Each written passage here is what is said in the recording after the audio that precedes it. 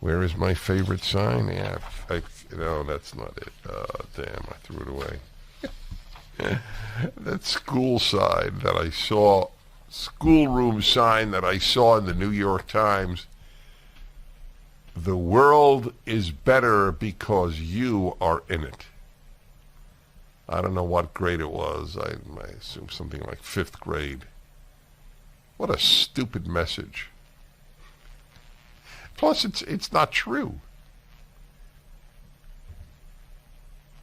What has any 5th grader done to have made the world better because he or she is in it?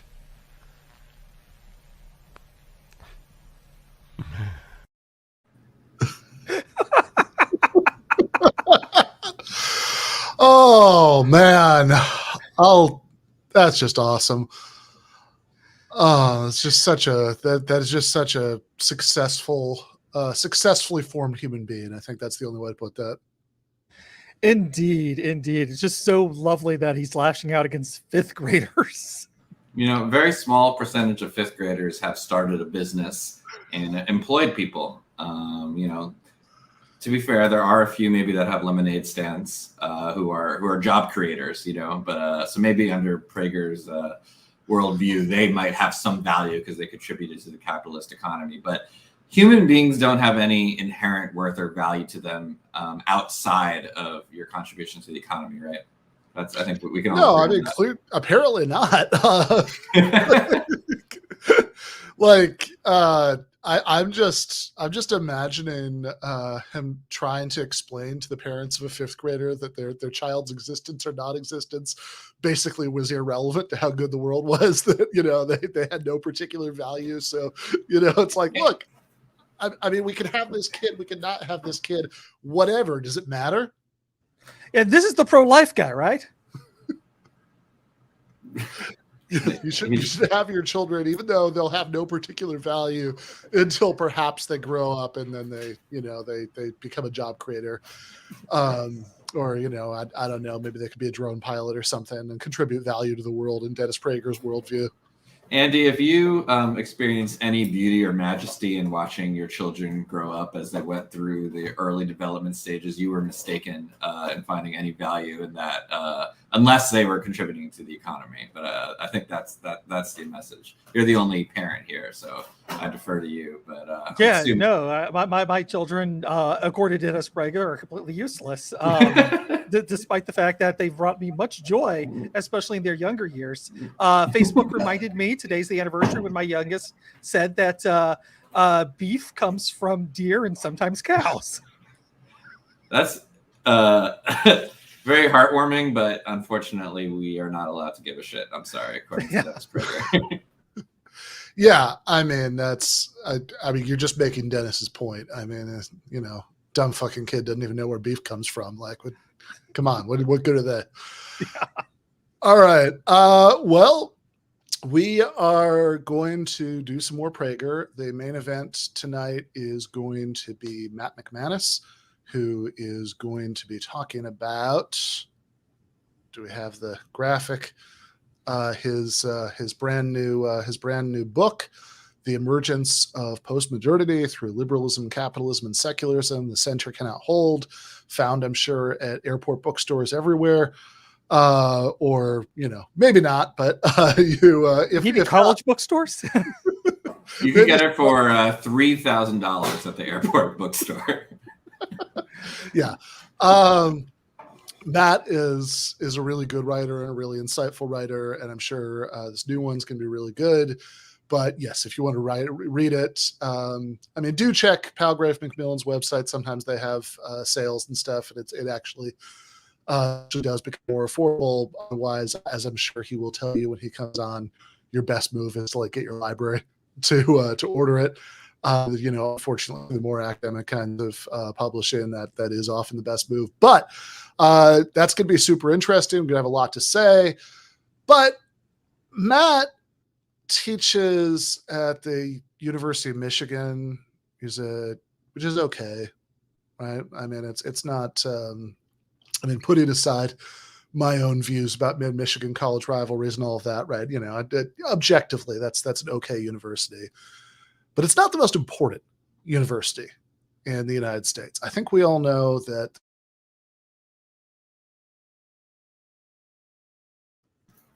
Oh, he's leaving us hanging. I think they got to him. Yes. Yes, a big college has just zapped Ben.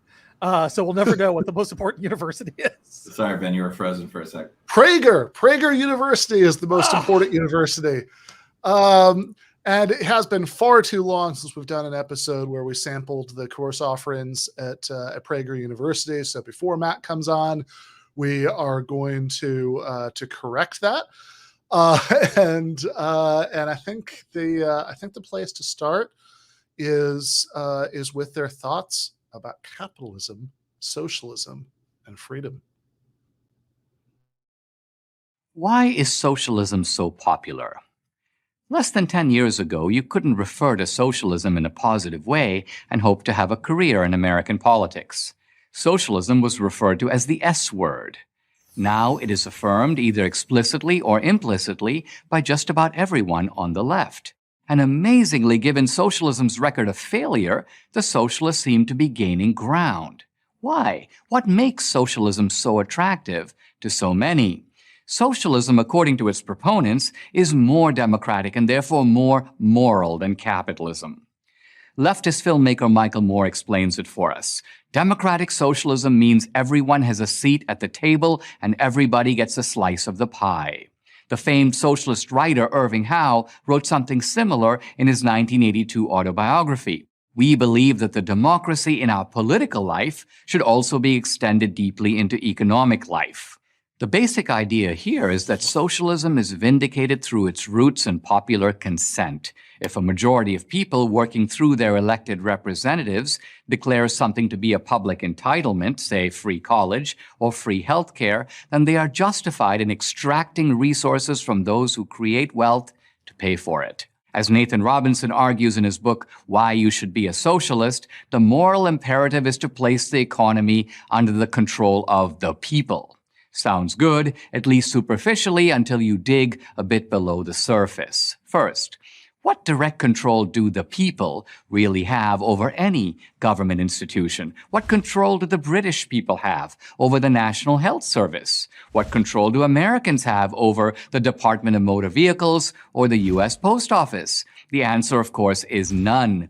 Given its practical impossibility, genuine popular control over government institutions is a mirage. Second, what if 51% of Americans vote to confiscate the resources of a single person, say Bill Gates? Does that make it right? Okay. He asked a question. This is a university, Prager University. So I'm going to give the class a... Jake, I think you have an answer? Yes. Oh, okay. Andy? That was my answer. He took it. Okay. Yeah. I mean, as far as sounds good to me. I don't know. I mean, I think that would be right.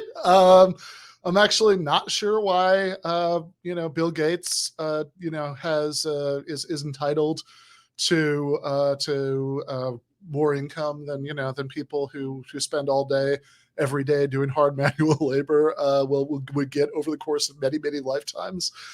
But presumably he's going to have some amazing argument that Bill Gates deserves all that money and it would be wrong to take it from him soon. We haven't finished the video yet, but right now I do just want to note that so far, after giving a description of socialism that I have to say makes it sound pretty cool to me, like everything he said about, socialists say X, Y, and Z. I'm like, man, socialists sound like they're making some good points. I don't know. That sounds good to me. But Irving Howe, Nathan Robinson, I mean, I've got a whole little reading list from this. This all sounds great. But so far, the only anti-socialist argument that I've heard, other than that it would be bad for some reason if Bill Gates didn't have all that money, is, which, by the way, I think you can tell this is, Dinesh is a little behind the times. I think Bill Gates wouldn't be the example that a lot of these guys would choose now. But other than that, the only sort of anti-socialist argument I heard so far is that apparently democracy is impossible just in general. I mean, if that's not what he was saying that I didn't really understand what he was saying. I mean, he said people don't have direct control over the post office and the rest of it, which is true. They don't. Many socialists would like, postal workers, for example, to have much more control over what happens at the post office, have some level of workplace democracy at the post office and everywhere else. But also, I don't know. I mean, I think that the fact that it's funded, the U.S. Postal Service, well, actually it's self-funding, but, the fact that it's a government-created institution is, his policies, or, come down from the public sphere, does have something to do with the fact that it's the only institution that will take a letter to from like Los Angeles to rural Alaska for 60 cents, and that none of the non-government mail carriers are likely to offer that phrase. It's 60 cents now, by the way, because there was there was, to be fair, a price raise. It used to, not that long ago, it was 55 cents. But, I don't really, I think that has something to do with the public's preferences. I don't know. I mean, naively, but like also the argument that he's giving here, like, and, also same thing for the NHS, right? That like, what control the, the British public has over the NHS, that they get to see to it that the NHS continues to exist. Since if people didn't have to worry about elections, it absolutely would have been privatized a long time ago, completely, and not just, by little, bits and pieces cutting around the edges. But also abstracted away from these examples, it seems like, okay, so it really sounds like Dinesh is saying that democracy in general is impossible. Because if he's saying that, government institutions that, that people have no control over them, then that doesn't just sound like an argument against economic democracy. That just sounds like an argument against democracy. I do have to say, Professor Burgis, you're unlike any of the other professors I've had so far at Prager University. This is very interesting. I haven't been exposed to these points of view. I assume that. I'm sure they believe in ideological diversity at Prager University. But I'm sure, in the second half of the video, Professor Dinesh will be able to explain why the people have more control over large institutions, like Walmart, right? Like how much control do we have over like these national corporations? I'm sure somehow we have more direct control over. We have much more control over what happens at Walmart than the post office, I'm sure, and we will get that explanation. Yeah, that would convince me that maybe you're wrong and that Dinesh is right if he's able to show that. Well, let's see. Under an authoritarian socialist government, a single dictator seizes the fruits of your labor. Everyone is against that. Under democratic socialism, a majority does. The end result is the same. You've been robbed. The fundamental problem with democratic socialism, however, is its assumption that in a free market system, the economy is not under the control of the people. This is exactly the opposite of how things work. Let me explain. Each of us are not only citizens, we are also consumers. These are overlapping categories. Every citizen is a consumer, and every consumer is also a citizen. The consumer, like the citizen, is a voter. As citizens, we vote once every 2 or 4 years. As consumers, we vote many times a day. The citizen votes with a ballot, which costs him nothing except the inconvenience of going to the polls. The consumer votes with his money, which costs him a lot, all the time and effort he put in to earn that money. Only a fraction of citizens are eligible to vote at the ballot box, but every consumer votes in the marketplace, even felons, even children. Illegal aliens cannot vote for political candidates, but they too vote with their money. Moreover, citizens participate in a system of representative democracy. Their views are filtered through the politicians who represent them. Consumers, by contrast, vote in a system of direct democracy. If you prefer an Audi to a Lexus or the Apple iPhone to the Samsung Galaxy, you don't have to elect some other guy to exercise these preferences. You do it directly yourself by paying for them. Here we see the secret of how those billionaires like Jeff Bezos got so rich. We made them rich. The inequality that socialists complain about is the result of popular mandate. Want fewer billionaires? Stop buying their stuff. Free markets work not through greed or exploitation, but by satisfying our wants. And the most successful entrepreneurs are those who anticipate our wants even before we have them. No one wrote Steve Jobs asking him to make a phone that took pictures, allowed people to text messages, and listen to music. He conceived it and built it before we knew we couldn't live without it. Market economies involve a level of popular participation and democratic consent that politics can only envy. We don't need to extend democracy from the political to the economic sphere. We already have it. And the moral grounding of free markets, just like that of our political system, is in the will of the people. In the latter case, a will expressed only on election day. In the former case, a will expressed deliberately, emphatically, constantly. We don't need socialism because we already have something more moral and more democratic. It's called capitalism. I'm Dinesh D'Souza for Prager University. Yeah. I don't think he stuck the landing. No. It started off so good. Yeah, no, again, he was, there was like this nice, succinct, appealing presentation of some of what Nathan and Irving Howe had to say about, the economy. It was a really good presentation about socialism, and then it kind of went off the rails in the second half. Yeah, I mean, the only example he gives is the iPhone and the Samsung, and my understanding is the same company makes the screens for both companies, and the iPhones use a Samsung RAM chip. I'm not like an expert on these machine parts or anything like that, but that sounds like there's really not that much of a difference between the two products. Like, even by who makes it, it's just like the label on the side of the box.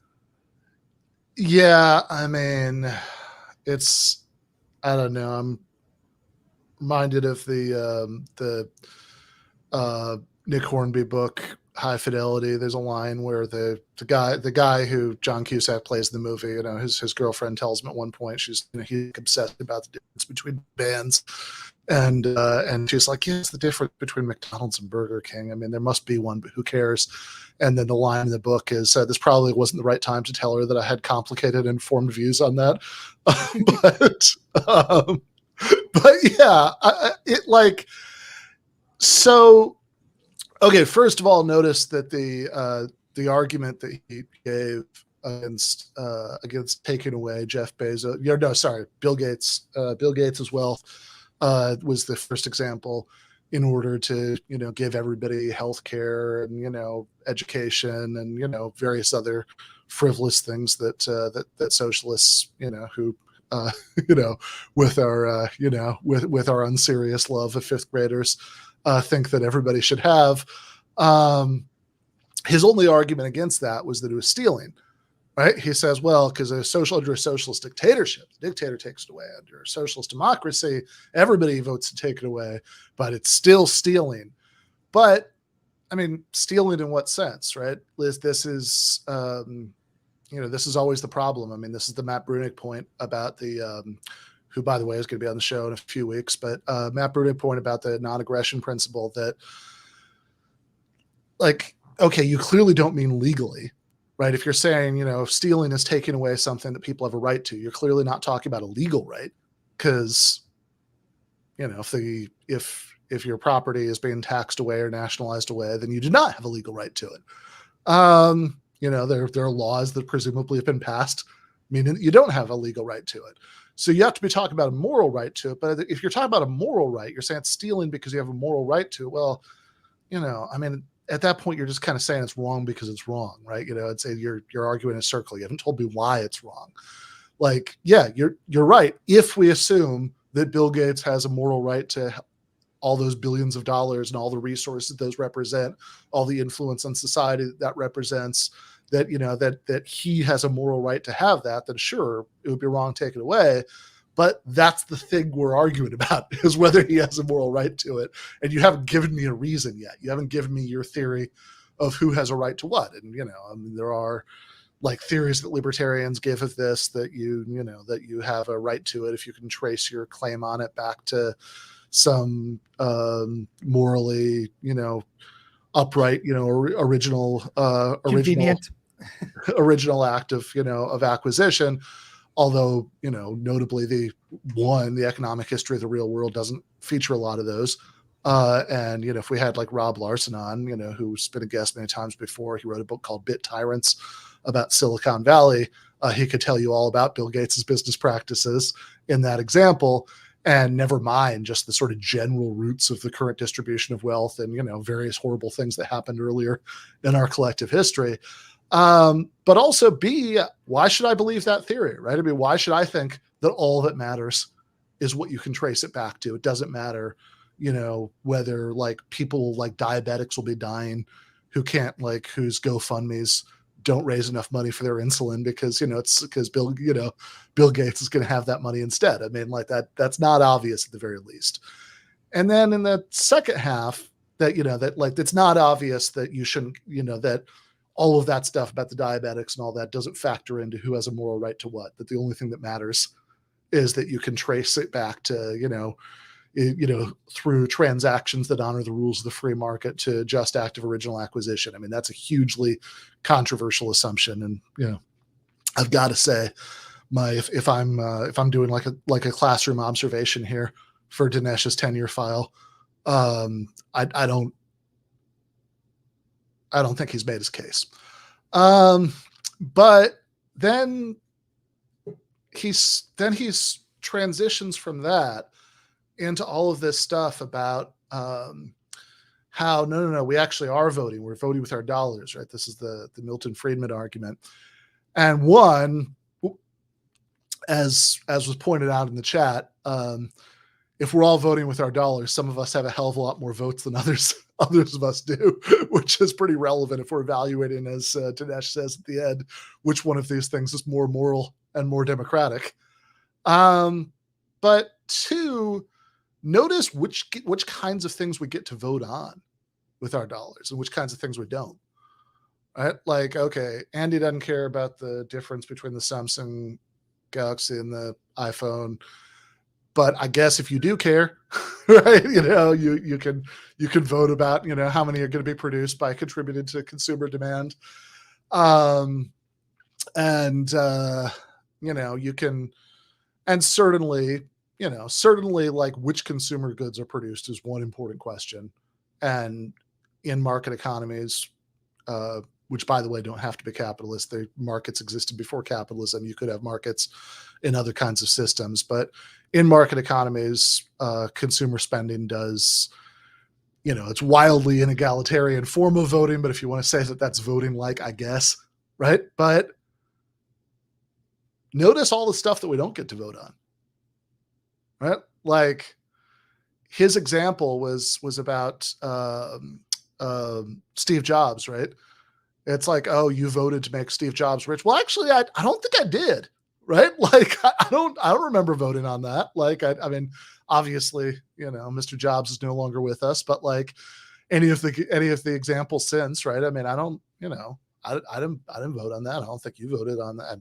I don't know, Jake. And he's wrong, because my family sent a letter to Jobs that said, could you please make some kind of device that stores all of our music, allows us to call people.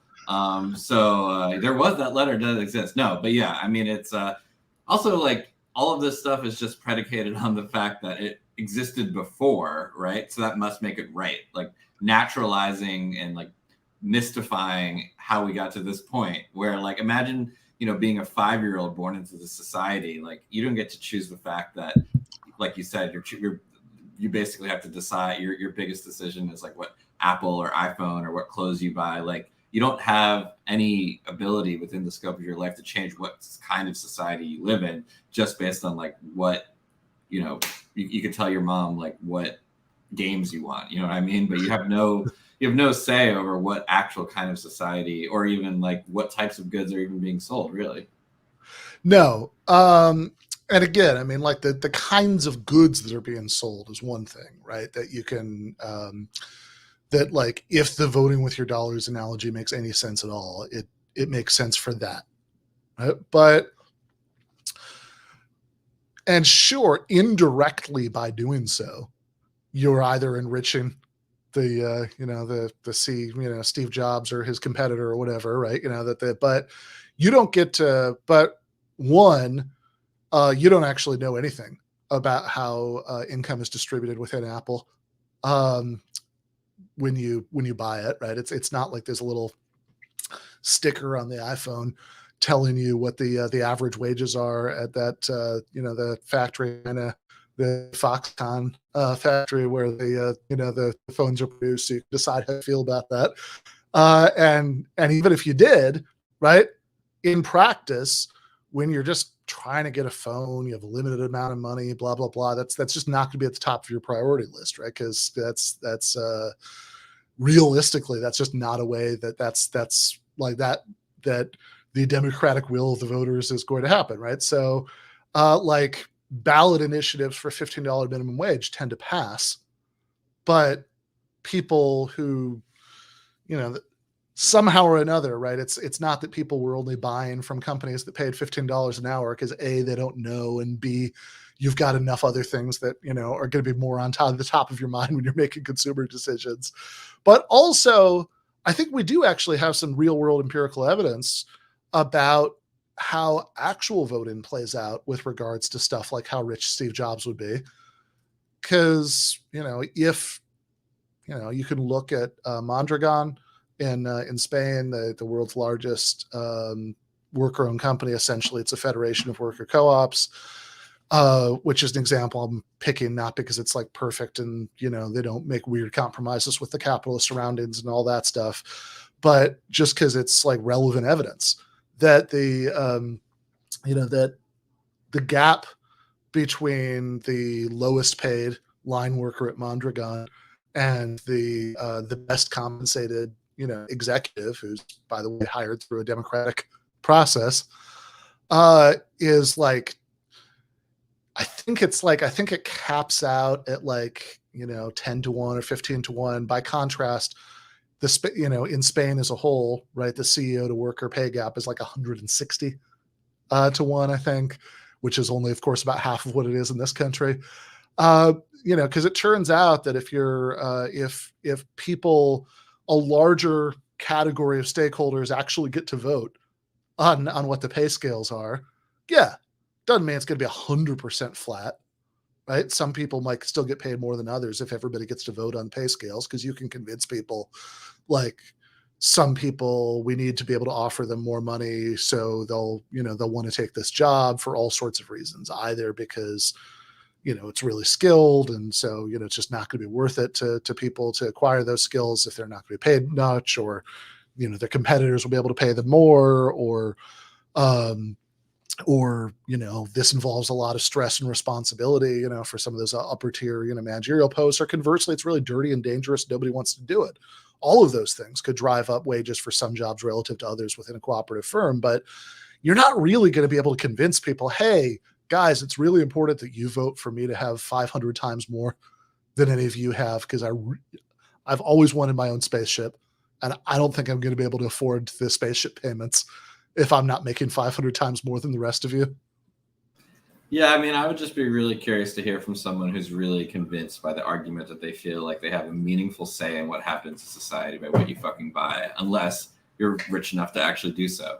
It's just not something that to me even passes any kind of psychological muster, to feel like I understand the first part, which is like probably largely because of the amount of money that goes into the system, you don't feel like you have control over what the government does, right? So he's tapping into that feeling. So I kind of understand that psychologically. But then the second part was just hilarious to me, that like what I buy has any control over what happens to society. I'm curious if that really soaks up anyone but like the most diehard freedmen and acolytes, you know what I mean? Who really feels like that if you make, let's say, under anywhere near the median or average income? You know what I'm saying? Like, who really feels like they have control over what happens to society? It's just such a ridiculous idea.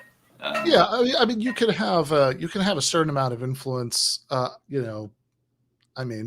you can contribute to the collective influence on what I don't know whether they're going to bring back the Mexican pizza at Taco Bell, but actually less than I want on that. I'm trying to like they only bring it back for limited amounts of time. Sorry, tangent.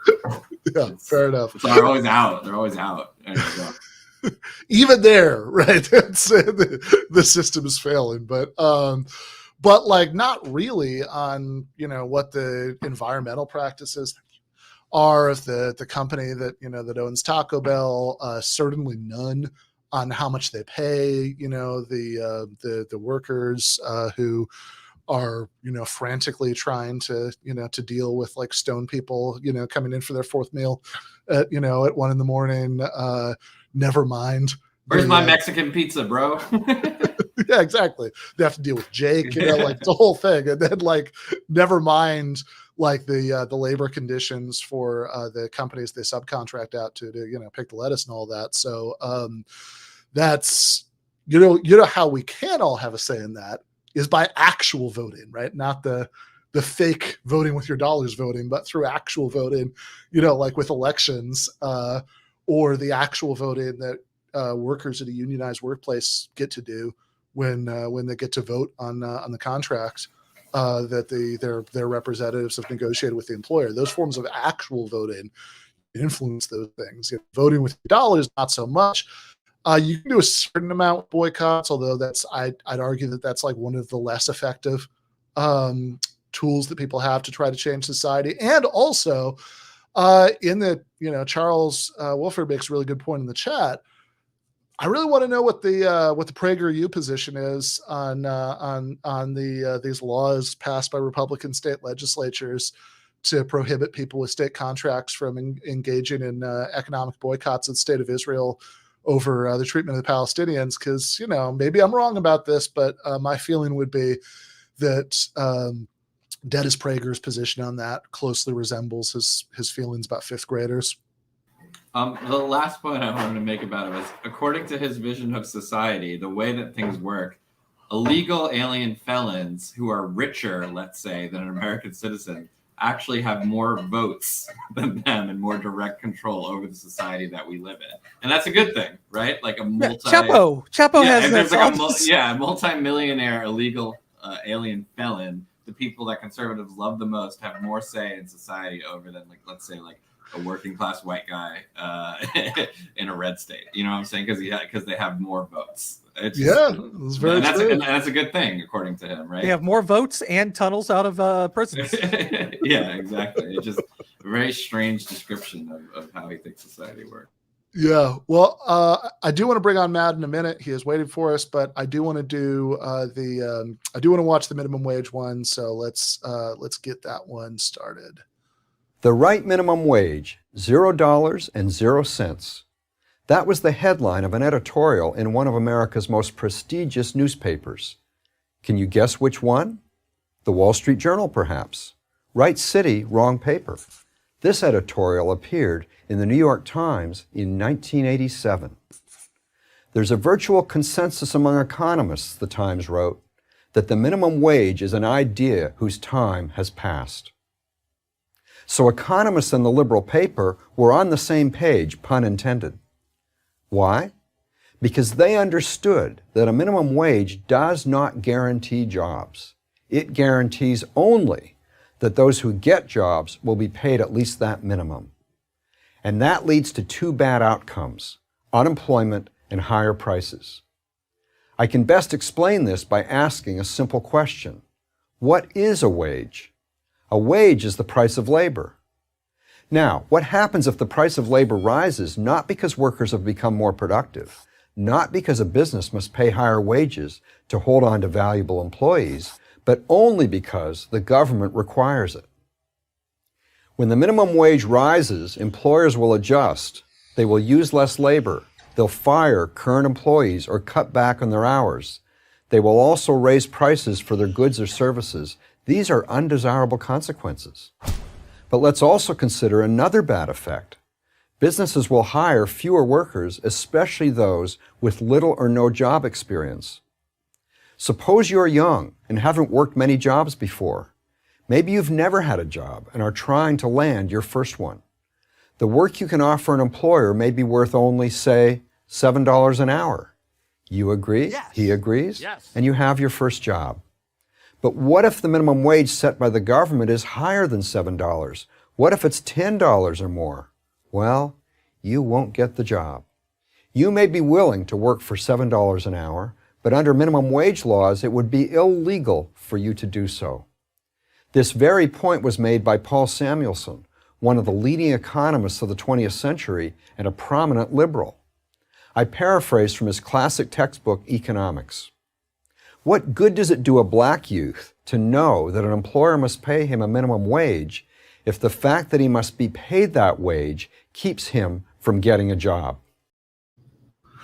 All right, we're not done with the video, but I did just want to pause on that point for two reasons. We've also I mean, it's got a question. We want to know the answers to it. yeah, so that is a question, of course, but also I do just all right. I have one substantive thing to say, but before we do that, I do just say PragerU kind of bitched out on this one because I think we know why he said, I paraphrase, like they had quotation marks, right? So they were giving you a full quote, but they started by saying, I paraphrased. And it's like, I don't think he said black. Yeah.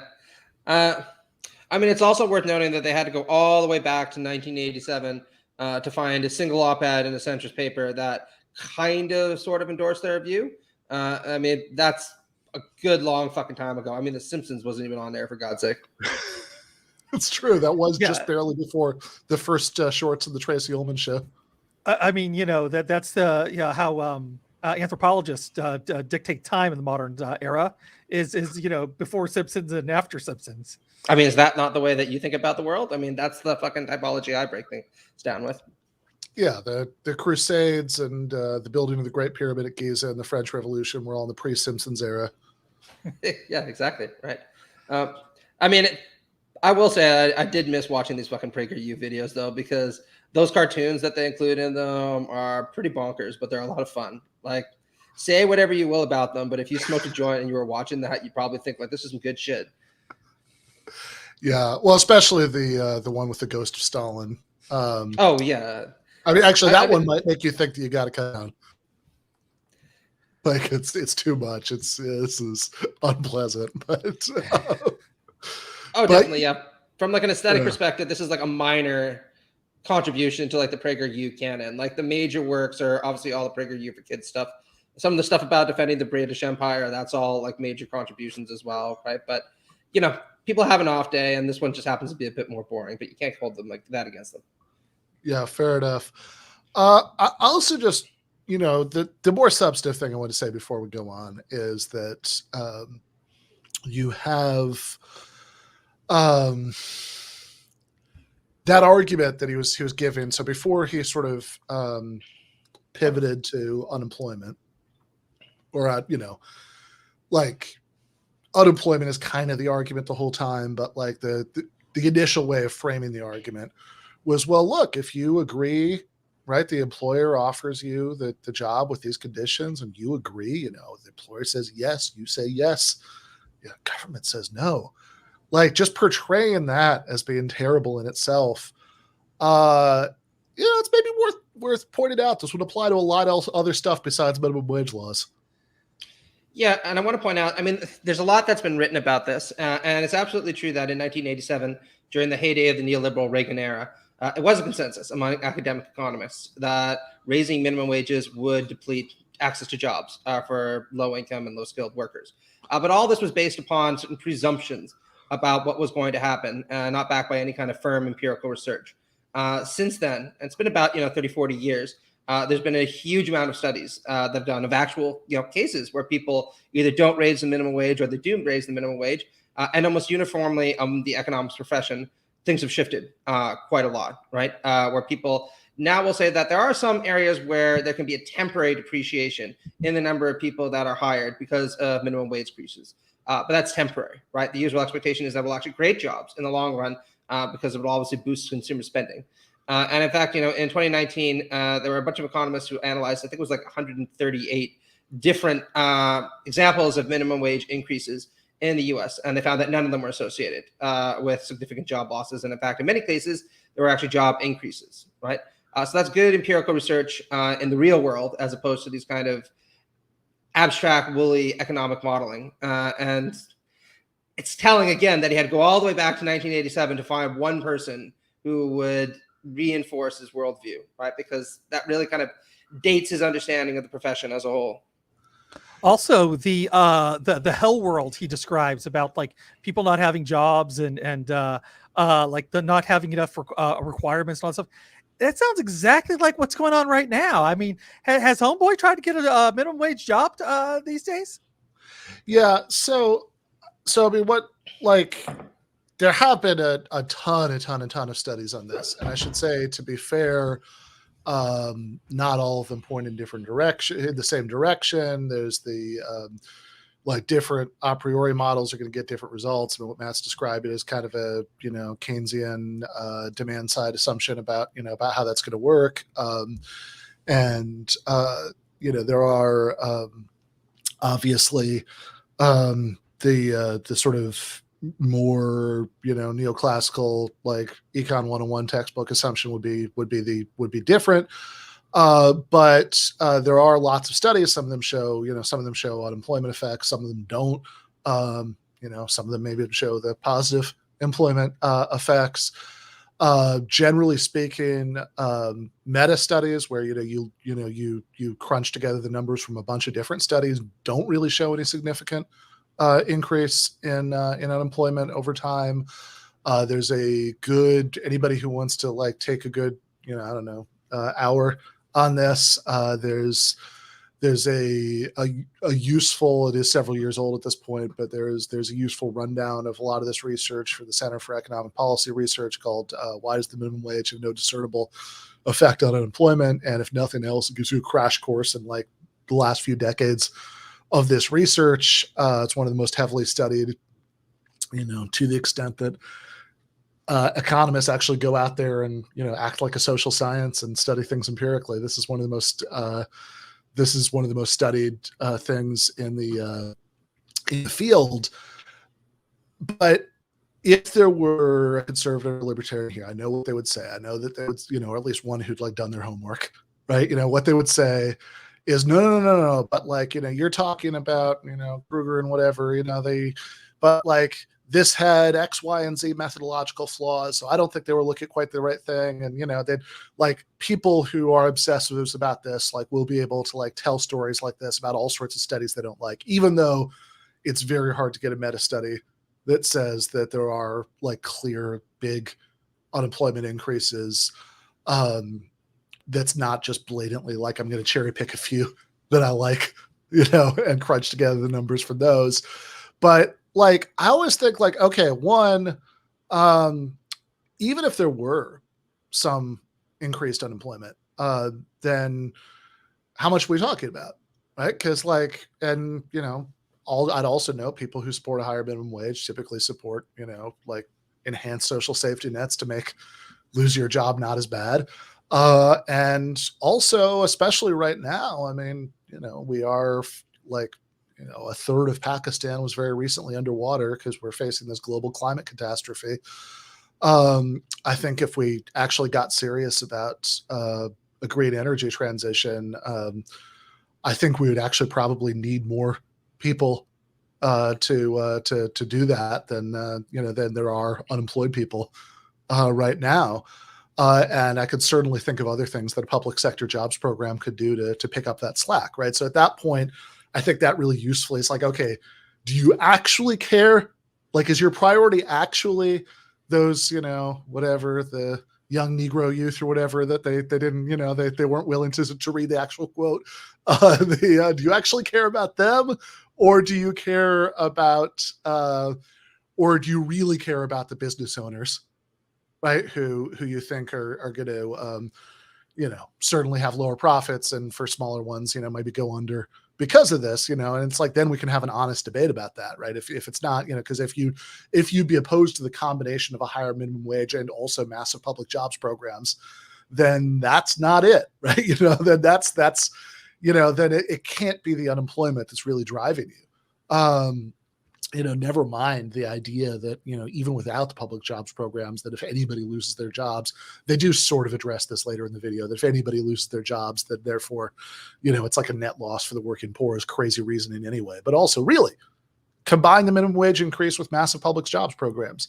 Would PragerU support? Of course they wouldn't, which shows that unemployment has absolutely nothing to do with why they're actually opposed to this. But also, okay, the employer offers you a certain set of job conditions. You're desperate enough to say yes, but then the government makes it illegal. Okay, you could be describing child labor laws right now. You could be describing basic workplace safety laws. I am describing that. I mean, you say that. I mean, they're the same kind of people who will defend no minimum wage laws are often the kind of people who will write those op-eds in the Wall Street Journal like, sweatshops are evil, but and then it's a little what's 800 word defense of sweatshops, right? So I'm not sure if that would be so convincing to them. No, but I do always go back to that Elizabeth Brunig line about how the half the point of a debate is to get the other person to tell you what they really think, right? That I think drawing out those consequences could be useful if only to simulate come to Jesus moments among anybody who's on the fence. But sexual harassment laws, whatever, you could keep going, right? Any kind of law that regulates what happens in the workplace. There are people who are desperate enough to accept those conditions. The question is, should they have to? But in any case, we should finish out the video.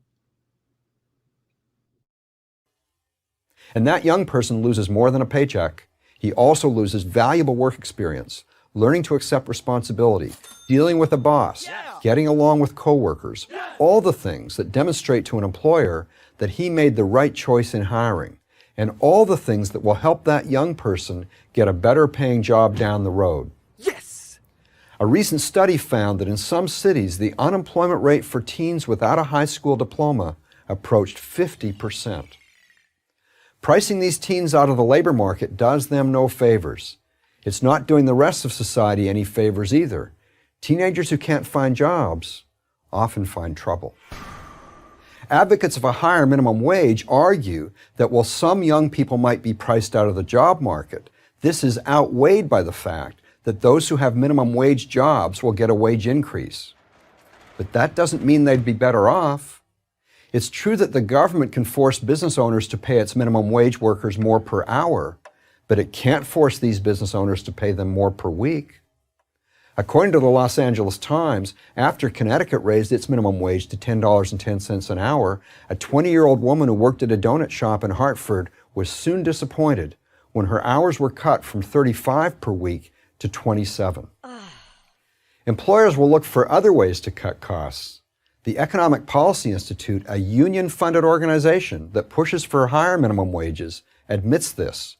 Employers, they write on their website, may be able to absorb some of the costs of a wage increase through higher productivity, lower recruiting and training costs, decreased absenteeism, and increased worker morale. How would an employer get higher productivity? By working the employees harder. How would an employer cut training costs? By training them less. So let's summarize. Raising the minimum wage makes it harder for young and inexperienced workers to get jobs, to get on that crucial first rung of the employment ladder. And many of those who do benefit from a wage increase will likely find those benefits undone. They will work fewer hours, will work harder per hour, and will get less training. Sounds like the New York Times had it right back in 1987. I'm David Henderson, the editor of the Concise Encyclopedia of Economics for Prager University. Yeah, thoughts? Well, I was thinking. Oh, sorry. Go ahead, Andrew. Yeah. No, go right ahead. No, I was thinking of how much this whole narrative reminded me a bit of Hirschman's favorite typology. I know we discussed this a few weeks back. Because again, a lot of this is based purely on unempirical speculation about what might happen in the event of certain things occurring. And obviously, there's a lot of empirical data. The economic, I particularly like that the best quote they could come up with that sounded impressive was the Economic Policy Institute saying employers may be able to absorb some of the cost through all of this stuff, and then he's just treating it as, see, it's all going to be, it's definitely all going to be absorbed that way.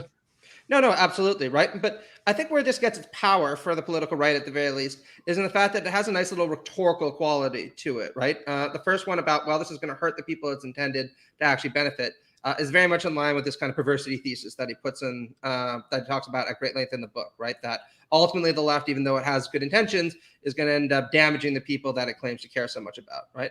And then the other thing that he brings up there reminded me a lot of the Jeopardy thesis, right? This idea that, well, you might be working at a job and everything will be going fine, but if you agitate for an increase in minimum wage, yeah, you might get paid more, but that will jeopardize how many hours that you end up working, right?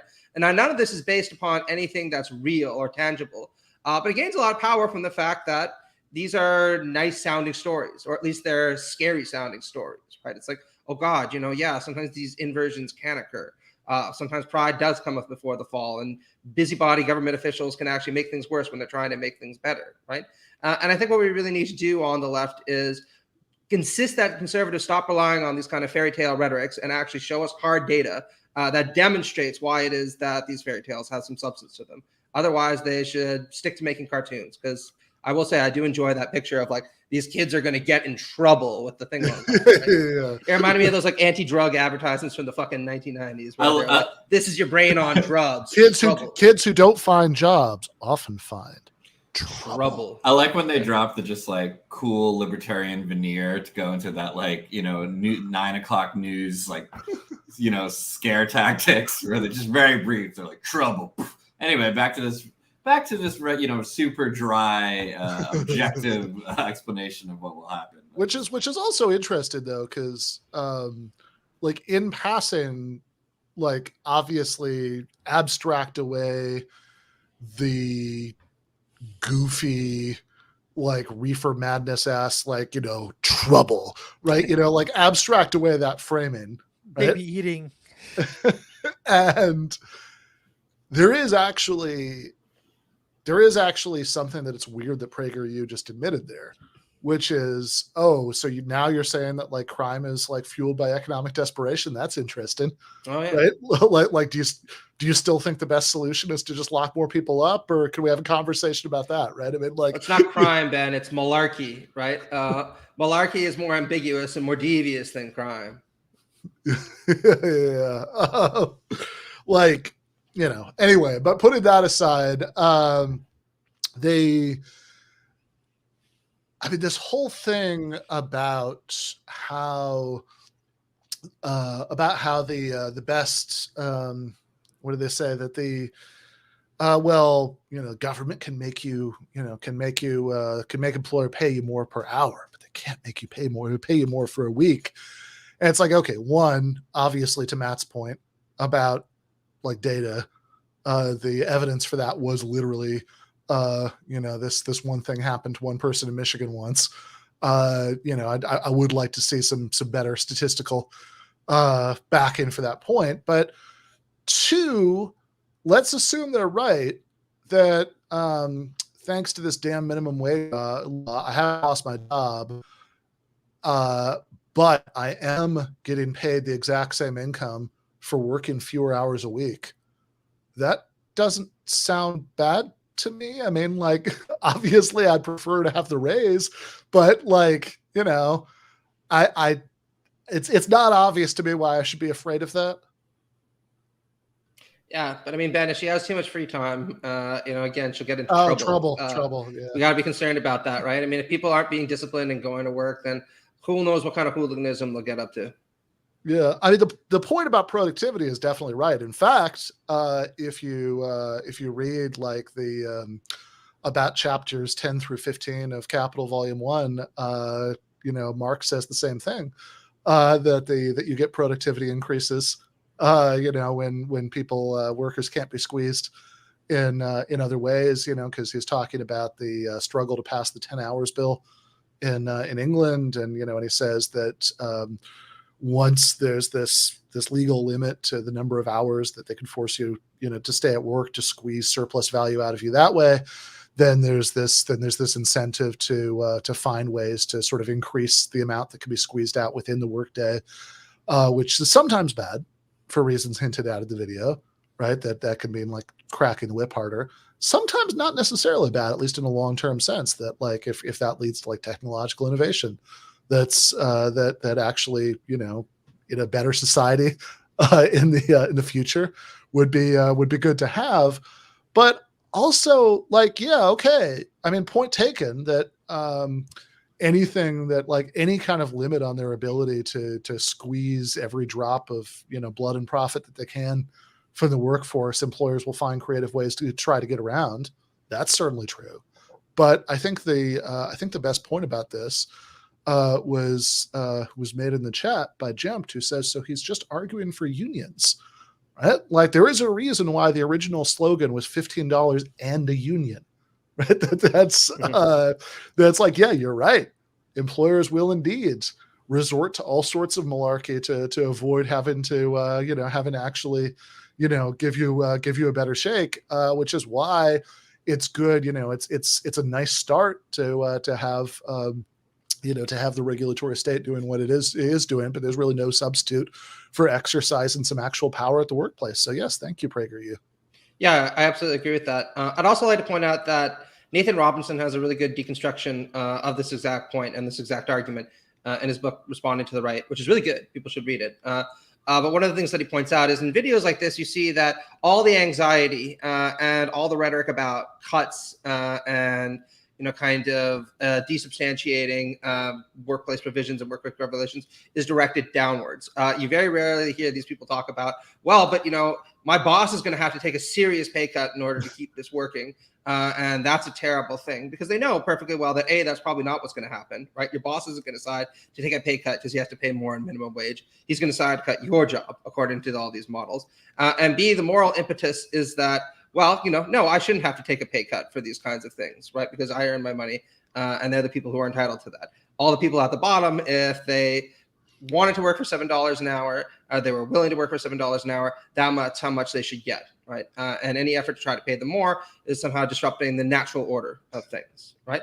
And I think what we should be starting to do is, again, redirecting a lot of this up by saying, hey, listen, if they're so concerned about all this, then maybe the CEO of any number of these companies should build less rocket ships, as you put it, and reinvest in their workplace. And that can offset some of the costs.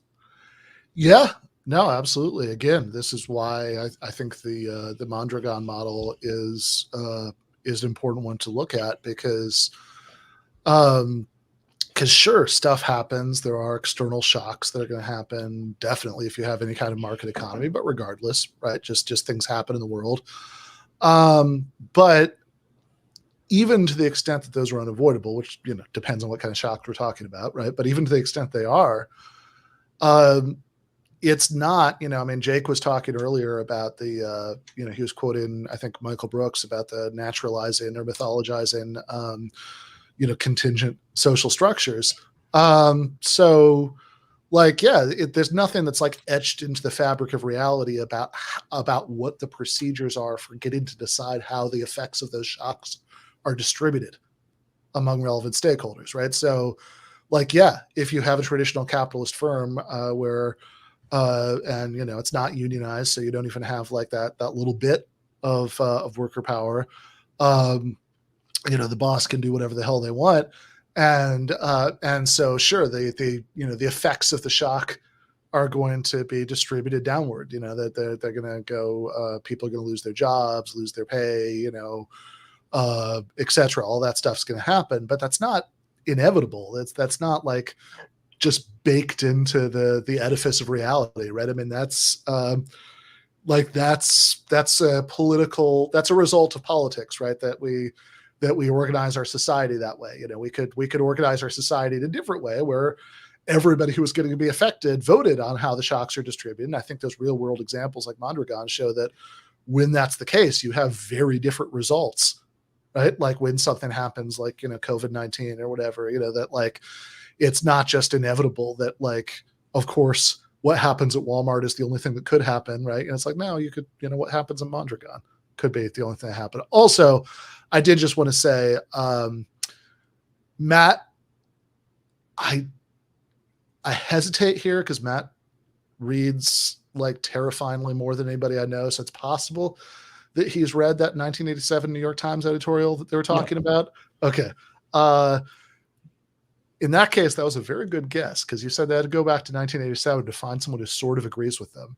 Yeah. I looked up that 1987 New York Times editorial. I think we have a graphic of the editorial itself, and then yeah, there we go.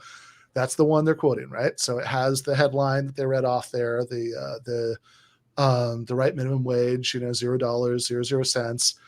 Okay, but how much do they agree with PragerU here? Well, the top line is certainly the same. And to be clear, this is not an editorial I like. I think it's actually a pretty dumb editorial in a lot of ways. But I think there's a little bit less agreement with PragerU than the video suggested. I mean, I don't want to impugn the integrity of the educators at Prager University, but if you actually look this up, here's what they say. After going through all of these kinds of neoclassical economic arguments against minimum wage laws, right? Which is like what they do for like the first like half of what you just saw on the screen. They say this: perhaps the mistake here is to accept the limited terms of the debate. The working poor obviously deserve a better shake, but it should not surpass our ingenuity or generosity to help some of them without hurting others. Here are two means towards that end. Wage supplements. Government might subsidize low wages with either cash or payments for medical insurance, pensions, or Social Security taxes. Alternatively, Washington could enlarge the existing earned income tax credit, a negative income tax paying up to $800 a year to working poor families. This would permit better targeting since minimum wage workers and affluent families would not be eligible. Training and education. The alternative to supplementing income for the least skilled workers is to raise their earning power in a free labor market. In the last 2 decades, dozens of programs to do that have produced mixed results at a very high cost, but the concept isn't necessarily at fault. Nurturing the potential of individuals raised in poverty is very difficult. A humane society would learn from its mistakes and keep trying. Okay, so a couple points about this. One, yeah, this is not a good editorial. You can tell that, like, I think if you compare it to probably the kind of shit that the New York Times was printing in its editorial pages, like when LBJ was president, right? Like by 1987, the state of American liberalism was pretty grim, right? A lot of these kinds of neoliberal assumptions were just totally accepted, right? So they're just taking it for granted. For example, that of course the minimum wage raises unemployment and therefore hurts those who it's supposed to help. Blah blah blah, right? That's all the stuff we were talking about earlier. Bad assumption. Secondly, they're doing just the classic neoliberal thing at the end with their second suggestion that like training and education will solve poverty, which makes no sense. This is what we were talking about in the philosophy segment last week with Jen. This is the composition fallacy. That's like, yeah, clearly education helps individuals be upwardly mobile, but it can't be a collective solution to poverty, because the only reason that education, training, possession of certain skills or credentials helps people in the labor market is because it's rare, right? This is not some special Marxist or radical socialist insight. This is like what your wildly pro-capitalist Econ 101 textbook said, supply and demand, right? That they work in the labor market like any other market to a certain extent, right? So it's like, yeah, if everybody goes to college, then having a college degree won't actually increase your earning power. That's not how any of that works, right? That's not like if everybody who's and for one thing, like, yeah, I mean, if everybody who's a burger flipper right now, has, learns to code, then that ability won't actually, be able to command a higher salary on, labor market than the ability to flip burgers will. In fact, and in fact, a lot of them will still have to having to flip burgers. And anyway, what's the plan? To just like not have burgers anymore? What's the in that example, right? Or like people picking lettuce, or we're just not going to have lettuce anymore, right? Like obviously, if they actually believe what they say at the beginning of the paragraph, the working poor deserve a better shake. Well, okay, somebody's going to be doing those jobs. Right? Saying we're going to help people be upwardly mobile just doesn't tell you what are you actually going to do to help the people who are still going to have those jobs. So I think that part of it was really dumb. But the first part is interesting because in the first part, what they're essentially saying is, well, okay, we're willing to accept all of these PragerU-ish economic arguments against raising the minimum wage. So let's just have the government pay. some of the wages of these workers. And I don't think PragerU is going to be on board with that. No, which is ironic, especially because it's Milton Friedman's idea, right? To the letter, right? Negative income tax to try to supplement low-income families. Now, I agree with Ben completely, right? That this isn't the solution, certainly long-term, even short-term, to ameliorating poverty. However, I will say one thing about reading that article, and you're right, I never saw it before. It was nice to actually see a relatively conservative position that at least endorsed a kind of humanity when it came to addressing the poor, right? It's very different than what you find today with something like Dinesh D'Souza, where in his most recent book, United States of Socialism, he imagines this hypothetical platonic dialogue between a worker and Donald Trump, where Donald Trump basically calls his worker a loser and says, I worked really hard for my money. I created all these things. You didn't do anything. And that's why you're working in my parking lot. Fuck off, basically, right? And it really kind of shows you, to a certain extent, when you look at this transition, how it is that the right has moved from somebody like Milton Friedman, who at least was liberal enough to say, look, we have a nominally equal society. That means we shouldn't be just abandoning their poor to their fate, even if we shouldn't be doing too much to help them. And what you see right now, which is basically this much more harsh hierarchical worldview, where, if you're at the bottom, that's because that's where you deserve to be. And if anything, it would be weakening our society to try to help you by allowing the dregs to suck up energy from the productive class, aka the Trumpists. So very, very different time period, but I will give it a little minimal respect for that. Yeah, no, for sure, right. I mean, I don't think that I don't think having some elaborate scheme to get the public sector to prop up, employers who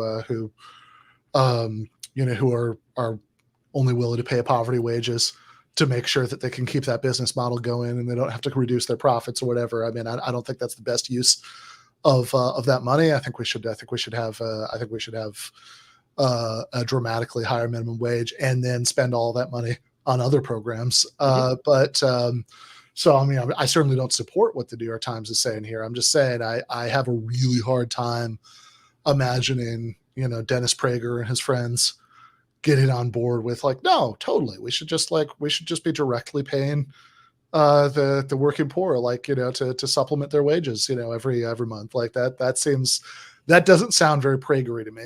I mean, imagine just if they were concerned about what you're going to do with your time if you're not working 35 hours a week. Just imagine how anxious they're going to be about the trouble you'll get into if you're just given money, right? You can't have that. But we'll never see Professor Andrew Yang at Prager, and watch that happen next week. Yeah, I would actually. Got a price. I would actually not be shocked. I have to say, if one day we saw an Andrew Yang video for Prager, I don't think. Were I wearing a monocle, I don't think it would shatter at the sight of that.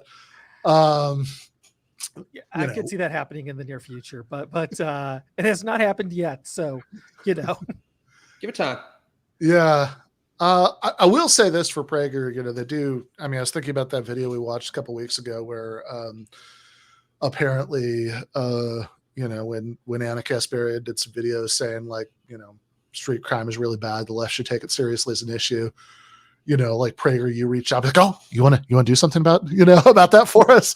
And she's like, no, I don't agree with any of you guys' solutions to this, and I'm not going to go on to agree with you. If you want to do a debate, right? They have I'll do a debate. I'm not going to go on PragerU to agree with your shit, but I will say the one thing I did get out of that story, I mean, the Andrew Yang thing reminded me of it, is man, these people are actually pretty strategic because just from an outreach perspective, I think rolling out the red carpet anytime anybody indicates that they kind of sort of maybe, think that you have half a point about one of your talking points, be like, oh yeah, welcome aboard, guys. That is unfortunately not always how we on the left act. I'll just leave that there. Oh yeah, I mean, look at how they react to every single professor, no matter how left, who says anything marginally bad about annoying woke students and annoying woke activists, right? Now I agree with you, Ben, that I think certain elements of cancel culture are pretty serious, right?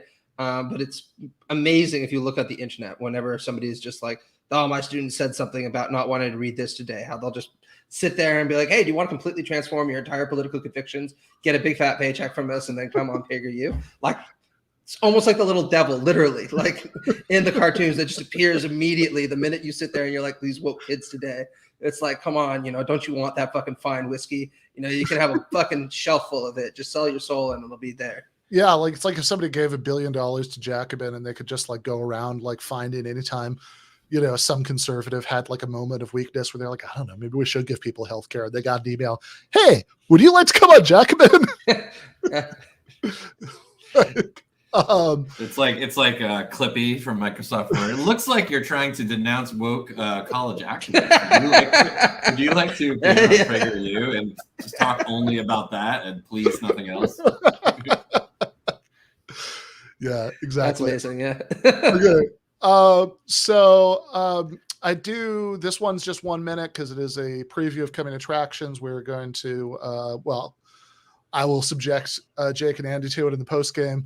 But we do have one more PragerU thing we're going to do. Like I said, we're going to watch most of it in the post game. I want to get to talking to Matt about his new book, but let's watch that minute.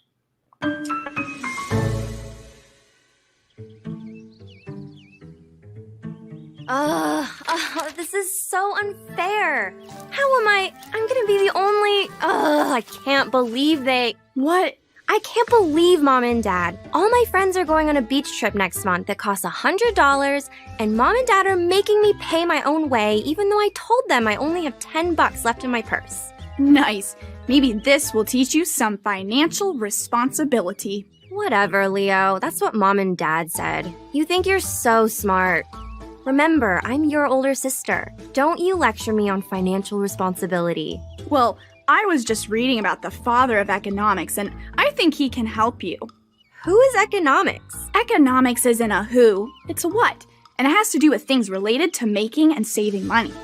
This guy invented the economic system that we use in America. It's called capitalism. I need to make money fast. Let's go learn about capitalism. From its dad? Well, we'll have to go back in time to Scotland. That is where Adam Smith was from.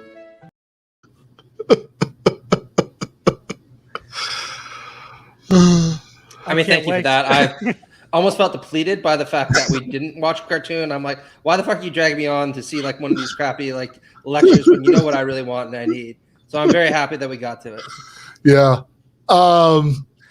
That is like, there's so many things I love about these, and they're just all at their like cranked up to 11 in a minute. So for anybody listening to this as a podcast later, the two kids in the video, Leo and Layla, they're recurring characters. They have a time machine, which they only use to learn lessons about God and the free market and stuff. Yeah. Literally the time machine is an app on her phone. So yeah, they don't go back and like try to prevent the JFK assassination or anything. They purely kill Hitler. Kill Hitler, any of that stuff. They purely use the time machine app to like learn about how awesome the British Empire was and shit like that. But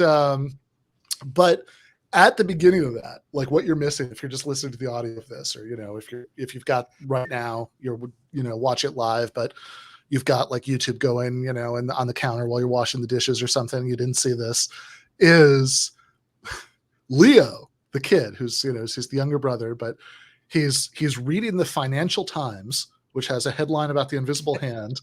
So this kid is, how old do you think he's supposed to be? 142. Yeah, he looks like he's 8, but he's reading the Financial Times, and he knows all about Adam Smith. And I've got to say, just not to tread on this point too lightly, I think it might say something about the mind of the ideal PragerU viewer, the core audience, that Layla is his hot teenage sister, and so much of that minute was just like, oh, the dumb bitch doesn't even know what capitalism is.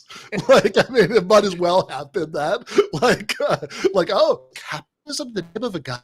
Oh, and Adam Smith, that's his dad. Well, maybe there's always like an overlapping story to the whole thing, because I remember there's one episode where the dad goes and bitches at the school for what they're teaching his kid, and he demands higher like educational standards, and that they get rid of some of this woke nonsense. So maybe the storyline is that because dad did that, education standards just skyrocketed so quickly It that would be now so at age great. 8, they're going through the wealth of nations, right? It'd be so great if they're like, ever since Dad became an alcoholic and moved out because he wasn't allowed to voice his opinions, and now we live with our weird stepfather who took us out of school and was homeschooling us. I haven't been back to school. I wish they had that kind of continuity. That would make it a lot better. Maybe we could just have headcanon. That's true. Like, yeah, it is interesting. I mean, I take Matt's point. It is interesting that, like, where is he learning about Adam Smith? I mean, maybe they said something about him in the Financial Times, or because it's not at that awful woke school. Yeah. Well, And sorry, I mean, go what ahead. newspaper is actually publishing something about Adam Smith like it's a big headline? They might cite him as like a reference inside the article, but you got to go to like graph 7, 8, whatever before you start getting some of that Adam Smith material. He's not headline stuff in the newspaper. Yeah, I would think so. Yeah. So what they're referring to is the one we were quoting earlier, the Ghost of Stalin. PragerU app literally includes Ghost of Stalin, who goes woo a lot, like when he's talking about gulags and shit. It was just there's like off to the gulag. Anyway, we'll watch the rest of the post game. I'm looking forward to finding out if they cover Adam Smith's belief in the labor theory of value, or if that gets left out of the lesson. It's But nice to learn that he single-handedly invented capitalism. Yes, I he mean, a lot of invented people don't know capitalism. that, but it is not an economic system that a lot of people played a role in. Adam Smith just one day wrote The Wealth of Nations. Everybody looked at that book and was like, yeah, we're doing that now. yeah, everybody was living under feudalism until The Wealth of Nations came out, and they're like, oh, it's such a good idea. Let's do this, right? It's like it was like a speculative blueprint about how capitalism could work. Yeah, no, it's amazing. Like it's not this like really gradual, messy, centuries-long progress process. No, Adam Smith did it. It's the system we use in this country, which comes from Adam Smith. That's awesome. All right. I will see Jake and Andy in the post game. Right now, Yes, guys. I am talking to Matthew McManus, now of the University of Michigan, so not the best, Ann Arbor, but I'll give you a pass for that. And I am talking to him about his new book, which is The Emergence of Post-modernity through Liberalism, Capitalism, and Secularism. The Center Cannot Hold. All right. That's, rolls off the tongue. So, Yeah, I know. so tell me what this book is about. Sure. Well, I'll give you a bit of by way of background. So back in 2018, I wrote my book, The Rise of Postmodern Conservatism. Got me a lot of angry emails to this day, which is something I really enjoy. But a number of people gave me some pretty useless feedback, but then some others wrote some reasonable criticisms. And one of the biggest reasonable criticisms I got were people are like, yeah, we buy all the stuff you say about conservatism and yada, yada, yada, yada. But you don't really spend that much time actually unpacking all the stuff that you talk about with regard to postmodernity, it being a cultural condition, all the stuff related to Marxism and materialism. So what about that? And I decided that they were right. And so a couple of years later, this was this book. And it was my effort to kind of provide a more robust theoretical framework for what I argued for somewhat earlier. Cool. All right. So let's talk about this, because I know in the first part of the book, you're talking a lot about postmodern philosophy. You're talking about stuff that's not that, but that's like kind of antecedents of it in certain ways, about Nietzsche and Heidegger and before getting into the people we would really think of as postmodernists, and then you're just kind of generally talking about. Well, actually, let me put it this way. This is a good entry point. So, so that's the philosophy part. That's postmodernism, right? What's postmodernity? Sure. I mean, that's one of the key questions in the book, and a lot of people who read it will probably be surprised by the fact they spend so little time talking about, Foucault and Derrida, despite the fact all the others, right? And one of the reasons for that is I say, look, what's broadly called postmodern philosophy is, independently fairly interesting. I don't tend to personally buy into a fair bit of it, even if I like some of the antecedents like Wittgenstein. But there are epistemological, historical claims. You can evaluate them like you would any other kind of philosophical claim. The way that I understand postmodernity is a lot more the way that Marxists, particularly people like Walter Benjamin, Frederick Jameson, or David Harvey would understand postmodernity. It's a cultural condition that's created by various different material conditions. And also, it's important to note, also certain cultural and ideological conditions. And there are certain kinds of political and social organization that are prevalent in this kind of cultural condition. And so what I try to do is diagnose the roots of postmodernity in, as the title says, liberalism, capitalism, and secularism, and then talk a little bit about the kind of political and social movements that emerge in response to it, and then also why I think liberal socialism is the answer to them. Okay. So obviously I'm very curious about that last part, but let's save that. So you're the sort of cultural condition, postmodernity in that sense, which, so a lot of your other work is about sort of how it influences conservatism, but you're said you're tracing it to these three things. So let's maybe take those kind of one at a time. Maybe starting with capitalism, right? I mean that's the since so when Adam Smith invented capitalism, how did that lead to postmodernity? Well, it created a lot of problems, as well as a lot of good things, I should point out. But really, my starting point from this is a very recognizable argument that made by Marx and Engels in the Communist Manifesto, where they say everything that is solid melts into air. All fast frozen or fixed frozen relations are liquidated, and man is for the first time forced to confront his social condition head on. That's my paraphrasing it, to use the word of tonight. And I think this is a really profound and really observant kind of bit of analysis, and they built upon it very extensively in their later work. And so have a lot of Marxists following their footsteps. But one of the things that people like Jameson and Harvey point out about capitalism is that it's an inherently revolutionary system or a revolutionary mode of production, which means it's constantly transforming the social world around it, along with the kind of ideological superstructure that is necessary to kind of reinforce the whole system. And I say, look, if you look at the way that capitalism in the 21st century has evolved, it's very clear that it's constantly transforming our way of relating to one another, our way of looking at the world at an ever accelerating pace. Now, some of this, I actually argue, is good, not just for the left, but in general.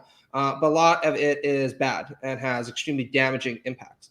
And one of the ways that it's bad is if you think about the responses to things like deepening inequality, the feeling of powerlessness that emerges in the face of something like neoliberalism, the lack of social freedom that people have, especially as economic elites increasingly govern every aspect of their lives, you'd hope that they would move increasingly towards a kind of left politics, which could actually resolve these kinds of problems. But that's not what we've seen. Many people are intrigued by right-wing alternatives. And I draw very heavily on Mark Fisher's work to try to explain that by saying, look, one of the reasons why this has occurred is because what happens under neoliberalism is this emerges this consensus that history is kind of done, that there really are no alternatives to global capitalism. And the only way that you can kind of burst out of the constraints that it's imposing upon you is to go back in time and to try to look at earlier ways of doing things, including far more reactionary ways of doing things, and incorporate them into the present. He describes this very nicely in Capitalist Realism as a kind of museum-like approach to the world, right? You go back into the museum of history and say, well, I kind of want to be like that or do that. So let's just kind of razzle-dazzle that up for this postmodern moment and do something like this.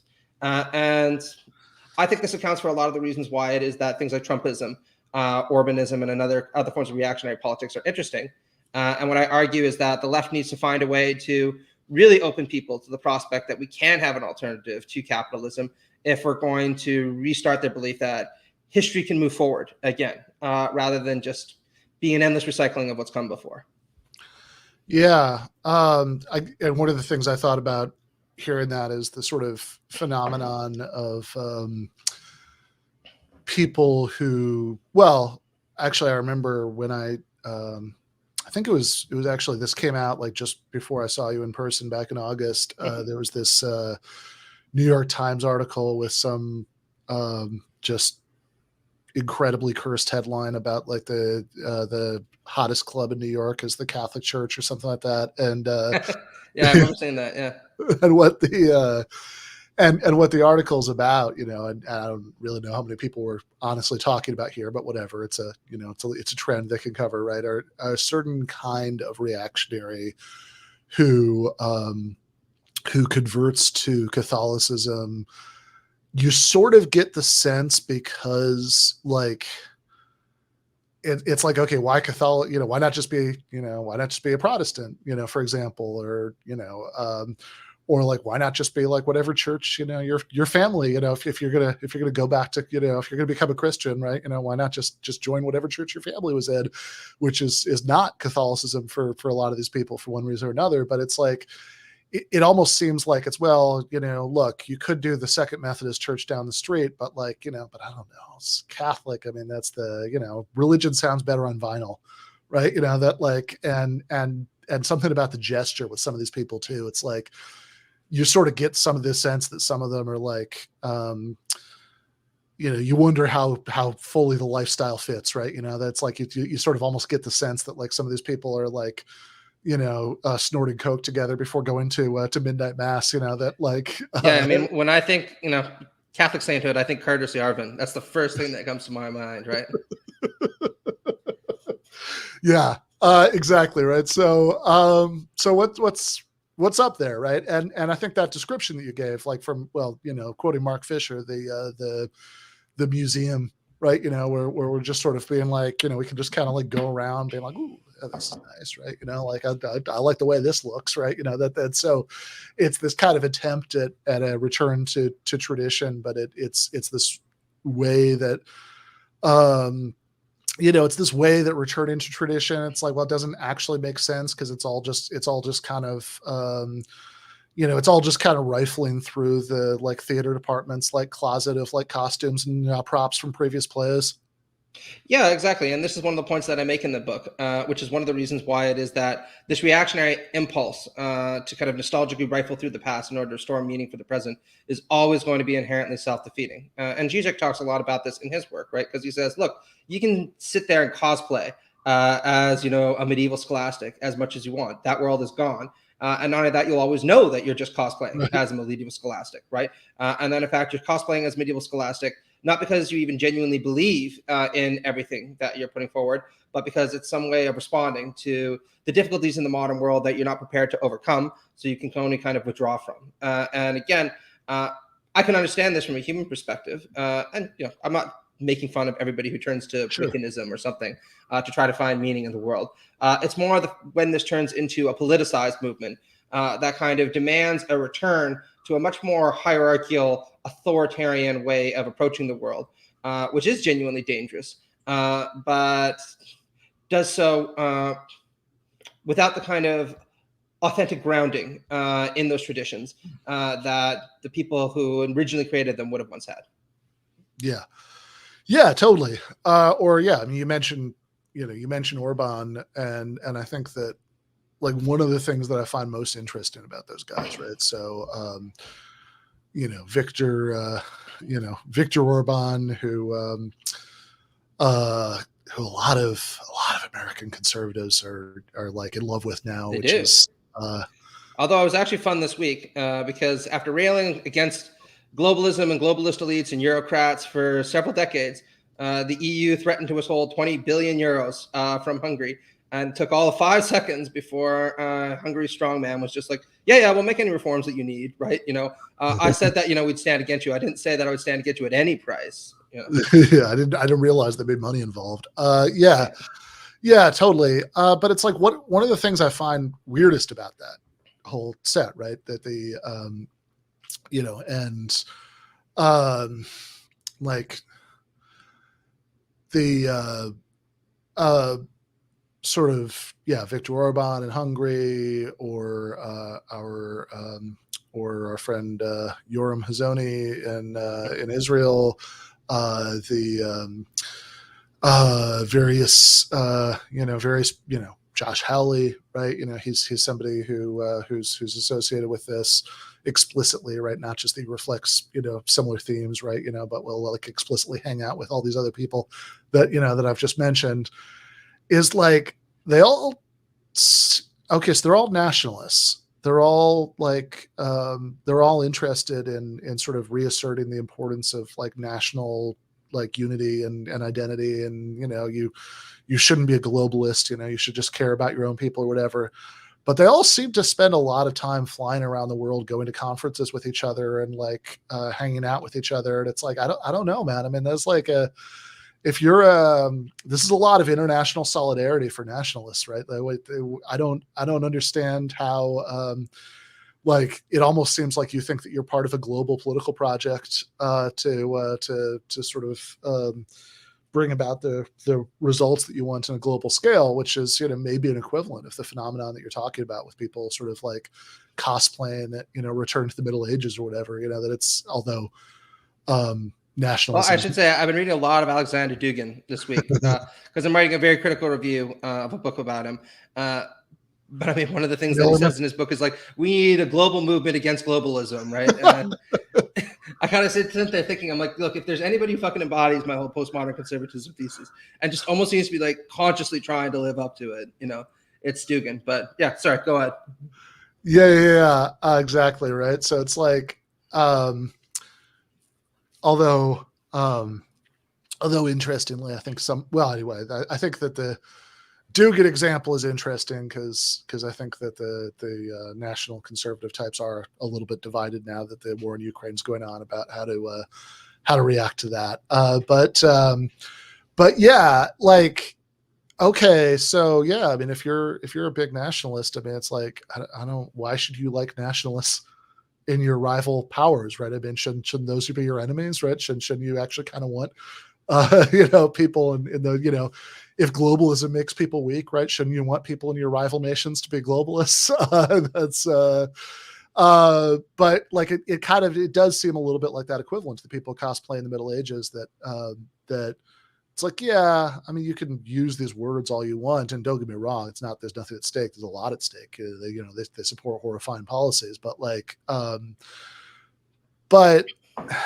Oh, yeah, this is something that I really stress in the book, drawing upon people like Benjamin and Hannah Arendt, right? There's nothing wrong with saying that fascism is inherently kitschy, funny, and sometimes just almost consciously and self-acknowledgingly stupid, right? That was Sartre's quote in his essay on the anti-Semite and Jew, right? That doesn't mean they aren't extremely dangerous. In fact, precisely because it's so easy for people not to take them seriously, they can be a lot more dangerous than if you deal with them properly when they first emerge. Yeah, and I think that the the point is just like, yeah, you can cosplay all you want that you're like a knight from the Crusades, but like you're still gonna act like you live in a very secular world, and that a lot of your assumptions will reflect that and whatever. And it's like the same kind of thing for nationalism here, that like, yeah, you talk how you want to talk, but you're also very aware that you live in a globally integrated world, and any political project has to be international and all that stuff. So it's like there's some weird performative contradiction there, and yeah, I mean, I think it does go back to I think it does go to your point, the Mark Fisher point from earlier. But I want to move on to point number 2, which is secularism. Okay. Well, actually, that's the one where I think I've had the most original stuff to say.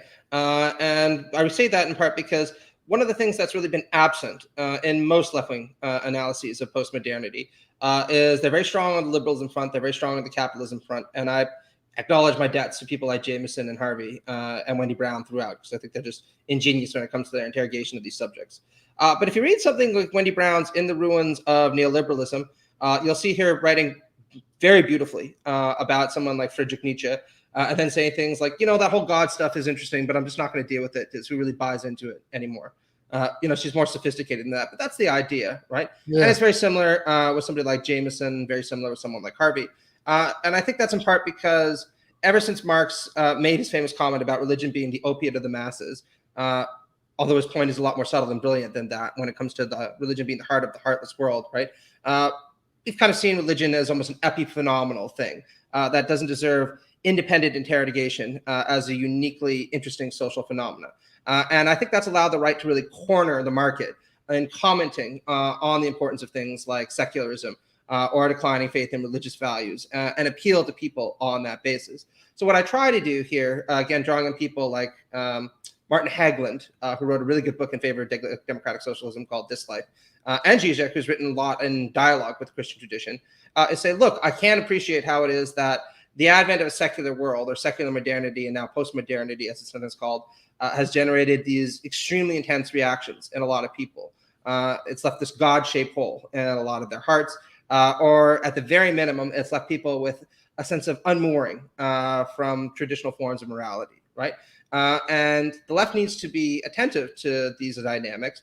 It doesn't mean that we should buy in or kind of ape reactionary comments about religion, but trying to provide a more substantive answer to the big theological questions that people have in the vein of somebody like Hagland, or even going back to Hal Tillich, would be a really useful approach to take.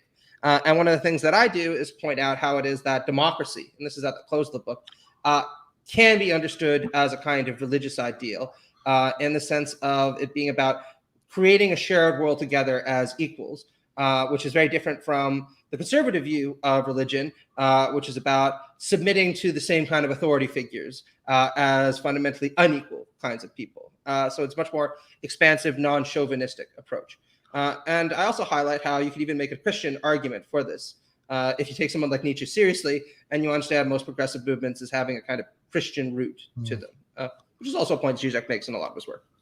Yeah.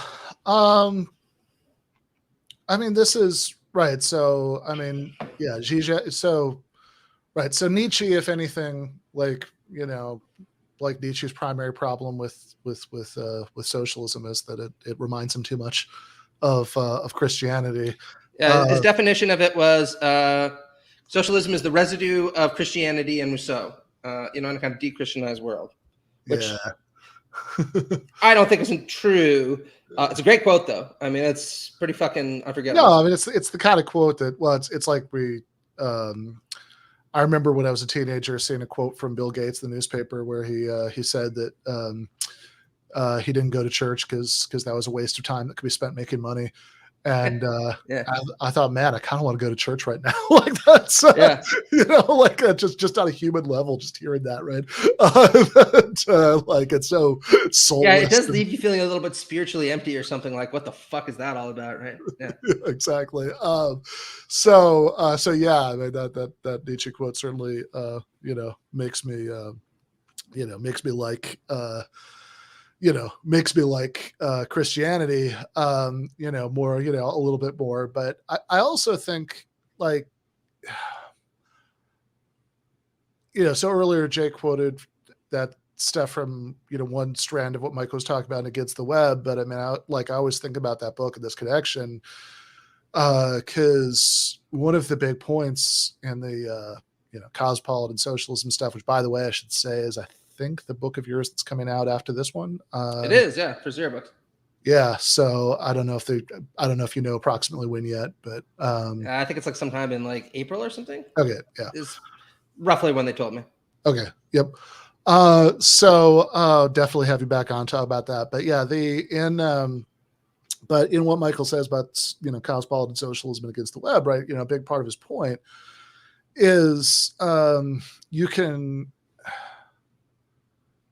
What he means by cosmopolitanism, how he's imagining, cosmopolitanism is, okay, you have, and in a way, actually, this gets to some of what came up in my debate with Sohrab Ahmari 2 weeks ago, where, Sohrab was kind of saying, he was like, well, look, I don't actually want to impose Catholicism on everybody, which is good. It's just good to hear. I saw that, yeah. And I was like, you know what? That makes me like you a lot more because that's always been my big beef. I don't really. Yeah, it often sounds like you want to impose Catholicism, but yes, that's good to hear. But he was like, but you do have to have some sort of, in order to have a sense of community, you do have to have some sort of shared cultural, whatever it was he said, right? And And in some ways, right, I mean, some of the stuff against the web is trying to tackle that same problem from a different perspective, not by saying like, we're going to magically have a monoculture, because, we're not. But saying that it's like, look, you want to, people are come from or steeped in different kinds of cultural and religious traditions, and they're going to speak and think in the language of those traditions, and that's fine, right? That's inevitable, right? That's going to happen.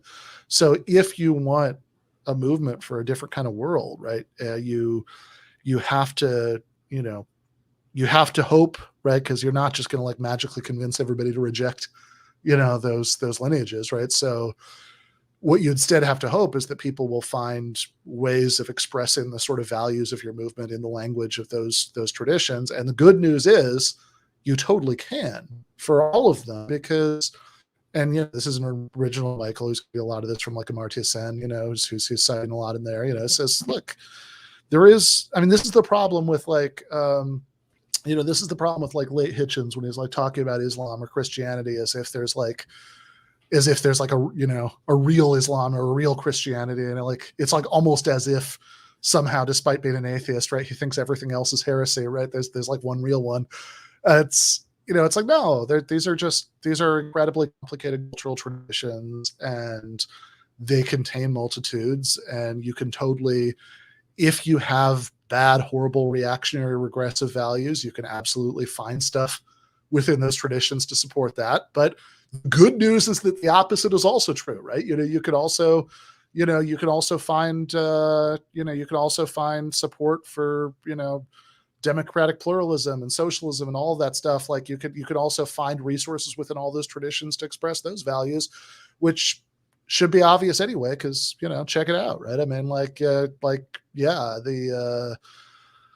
don't know, you have like those, like the pastors who talk about Q stuff for the church exist, but like Cornel West also exists, like it's a, you have people who express all sorts of positions and all sorts of value systems in the language of that tradition. And, I think, despite being, I'm definitely an atheist, and I have, and if the activity that we're doing is arguing about philosophy, I'm happy to, passionately argue for that position. But if the activity that we're doing is politics, right, I will take, Cornel West over, over some Bill Gates.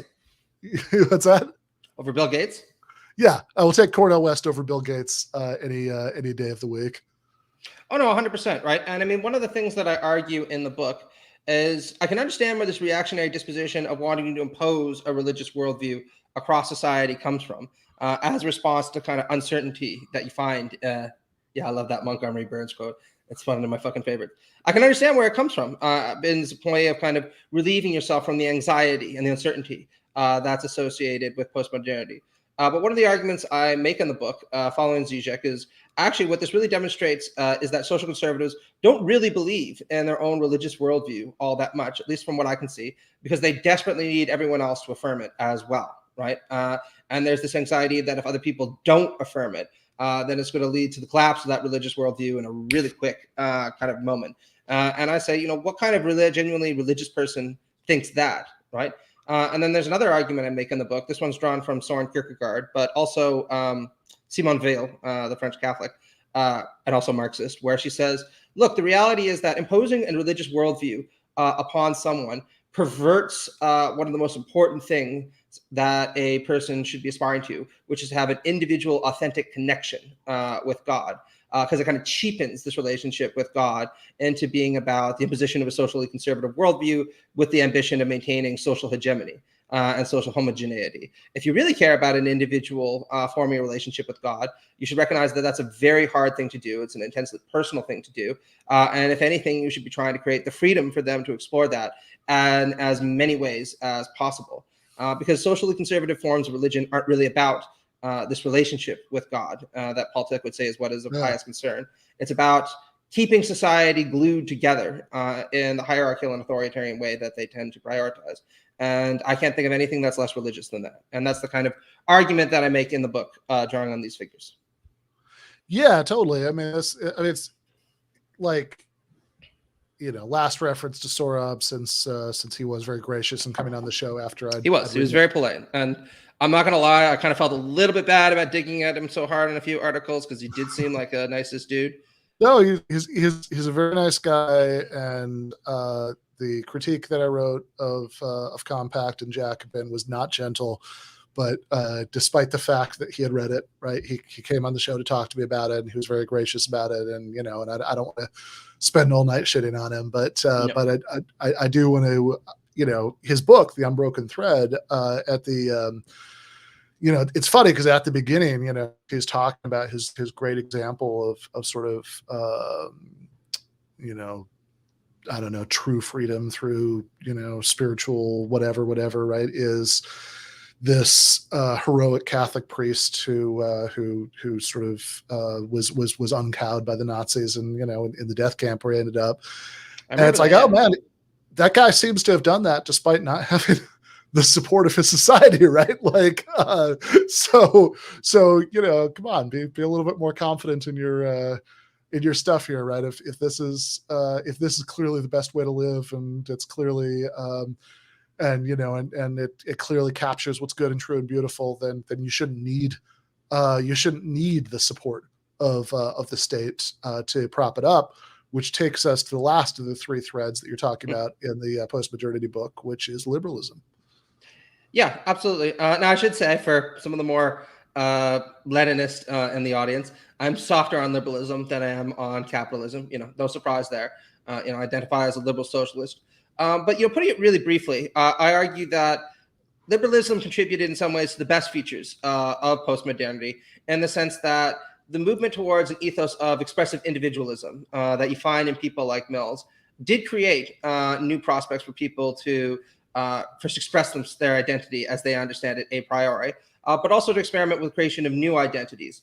Now, of course, this does have a destabilizing effect on traditional and moralities, which can be alienating for some social conservatives. But I think it's a big step forward for LGBTQ people, women, people from religious and racial minorities, you name it. So that's a positive thing, right? The negative thing, as I understand it, is that liberalism increasingly became kind of unmoored from the conviction that it needed a solid foundation in order to become interesting and engaging to people, especially in the era of its self-confidence. And you see this with people like Rawls when he makes an argument for a political, not metaphysical turn. Now, I have a lot of sympathy for this philosophically, right? But I do think that one of the cultural effects of it is that people no longer know how to argue passionately from a moral point of view for something like liberalism.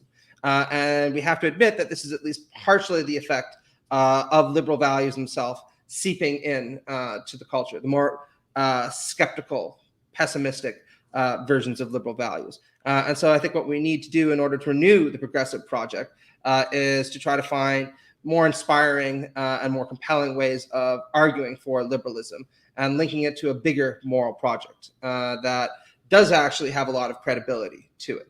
And that does actually make people think that there are alternatives available. And that's, again, why at the end of the book, I say that liberalism needs to connect with a more kind of democratic ethos than it's shown throughout the course of its history, and recognize that these projects of individual expression that were emancipatory for a lot of people weren't just about individuals kind of expressing themselves. It was also a movement towards this conviction that what we need to do is create a shared world together as equals and transmit the kind of traditions and forms of life that we create as equals together into the future. And I do think that that's a more inspiring vision than what you get in, say, neoliberalism or classical liberalism, because it has this social and communitarian quality. And this is where I draw really heavily on the work of somebody like my boy, C.B. McPherson from Canada, and the kind of Hegelian Marxist tradition that you find in Canada, since they really emphasize how it is that there is this link between the freedoms made available from liberalism and the democratic ethos of creating a world together. Although how exactly to link the two theoretically is a big and open question, I think, for socialists that I need to spend more time on, which is why one day I'm going to write that big book on Rawls and Marx that I keep talking about. And then it'll all be settled for me, at least. Nice. Yeah, I mean, I think that like, the point I always make about this is just that it's really important to disambiguate the terms, right? Because liberalism means a lot of different things. I mean, this is part of why this is part of my complaint about people who call themselves post-liberals, that they often really conflate really different things, right? When they're talking about it, right? Like sometimes they use liberalism almost as a synonym for capitalism, and sometimes and sometimes what they're talking about is what I would certainly see as liberalism in a good sense, to say not like liberalism is a sort of political current that like really came into its own in the 19th century as much as an alternative to socialism as it was as an alternative to conservatism, but liberalism in the sense of wanting thinking that everybody has everybody has certain moral rights that we all have equally, right? And some of us aren't just born into different rights than other people, and thinking that that sort of pluralism is important, separation of church and state is important, all of that stuff, right? All of which seems very good to me, and all of which seems like stuff that can be better fulfilled under socialism than neoliberalism ever could, because it doesn't, like you could say, yeah, go nuts, do experiments in living if you can afford it, but that doesn't really do you much good, right? Like I think having some foundation of economic security, so you can live however the hell you want, I think gives you the real possibility of fulfilled liberalism. But I want to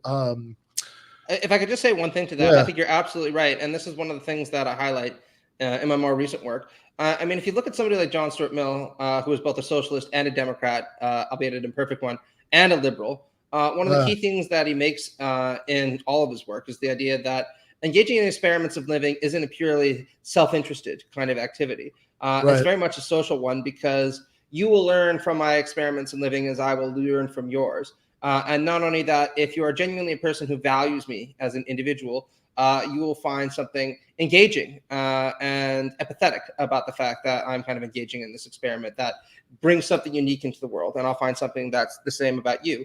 And he connects this again to a democratic and socialist ethos, right? Where he says only under these kind of free conditions, where people are empowered to engage in these experiments in living and these forms of solidaristic community building through having a relative equality of material conditions, can we achieve something like a just society, right? And I know that Marx didn't really like Mill very much, and there's some good reasons for that, particularly with regard to power relations. But I think in terms of the moral things that they were striving towards, or their vision of a good society, they were very close on this front. And again, it's something that I tease out a little bit in the text in my critique of liberalism. On the neoliberalism point, one of the things that I point out is that neoliberalism is very hostile to this Millsian Marxian outlook, precisely because what we see isn't solidaristic community building where they can see a reflection of our free exercises, or the exercise of our social freedom in the social institutions that govern us. What we see instead is very much an alien kind of force that's insulated from democratic and individual pressures, and that's very much imposed upon us from not only state, but also global institutions. And I think that it's a horrifying reality, and it's something that we need to change as quickly as possible. Yeah, absolutely. Yeah, so I should say, Silver says, Ben, in the past, you've been hesitant to think it's important to establish clear lines between left positions. Now you advocate for a clear definition of liberalism. I think what I'm relatively uninterested in doing is like establishing who counts as a member of, like who gets to come inside the clubhouse and who doesn't. I think that's often a little counterproductive. I think that you should want to encourage people to come over to your positions, and then if there's stuff that they're wrong about, you can argue with them about it. But I don't think it's super useful to have to sort of say, I cast thee out, right? You're not part of the left. But yeah, I mean, that doesn't mean it's not important to try to figure out what the right positions are. Then, so I think, for example, when you're talking about liberalism, it's like, well, in what sense, right? Here's one sense of liberalism where it seems pretty bad. Here's another sense of liberalism in which it's good and important. I should say, since in your explanation just now, you talked a little bit about the connection between sort of the kind of freedom that liberal philosophers might value and relative equality in material conditions, which is a good excuse to plug this article you wrote in Jacobin. It's called "The Political Tradition of Republicanism Should Be a Touchstone for Democratic Socialists." Yeah, absolutely. And I try to tease out a little bit of that here, because I think the Republican tradition is one that's historically very important, not just for liberalism, but also definitely for socialism and Marxism.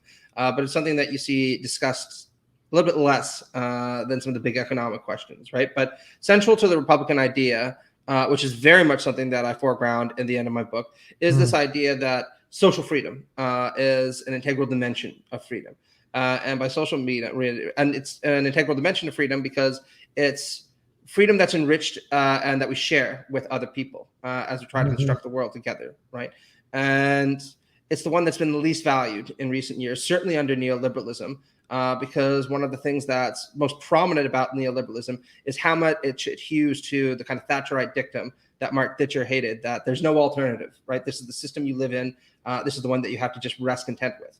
And it's no surprise that many people feel powerless in the face of something like that, right? There's literally no alternative but to live in this system that you might hate and you might despise, but that's just the way it is, right? And what I really want is to inspire people to think that there are more progressive, more engaging democratic and Republican ways of building the world. And that, in fact, this has deep roots within the European and other traditions, for that matter. I mean, fuck, the Romans and the Greeks had a very robust understanding of that, which is something that comes through in that little article, right? So why not revisit that and think of what the possibilities are of leaning into that for a little while? Yeah, I'm absolutely with you on that one. So, okay. Before we plug the book one last time, and I'll let you go, there are a few questions for you. Sure. One is Michael Newman in the chat says, Matt, any thoughts on the Ontario Ford Tories trying to rebrand themselves as a conservative workers' party? Well, I'll just refer back to that, Simpsons episode where Monty Burns dresses up as a teenager and goes around being like, "Hey ho, everybody!" People thought it was bullshit when he tried to do that, and that's about what I think of the Ontario Tories trying to brand themselves in that way. Now, don't get me wrong; they have kind of hemorrhaged a little bit of union support, mostly from people working in the petrol industry, right? And no surprise there. And I think that opens up important strategic questions for the left. About whether or not unions can be co-opted by reactionary movements if it happens to be in the self-interest of their members. It's not the first time that happened. And it's always bad when it does. But yeah, I mean, I don't think that Doug Ford, he was about as silver spoon a baby as you can imagine, is ever going to be a friend of a genuine working class movement. Yeah, absolutely. I do think, I do think going back to the Sora point, I think there are some writers and intellectuals who have weird combinations of political preferences they hold sincerely and passionately, but I think that there's like nobody with anything like access to political power or a constituency who's on the right, who genuinely wants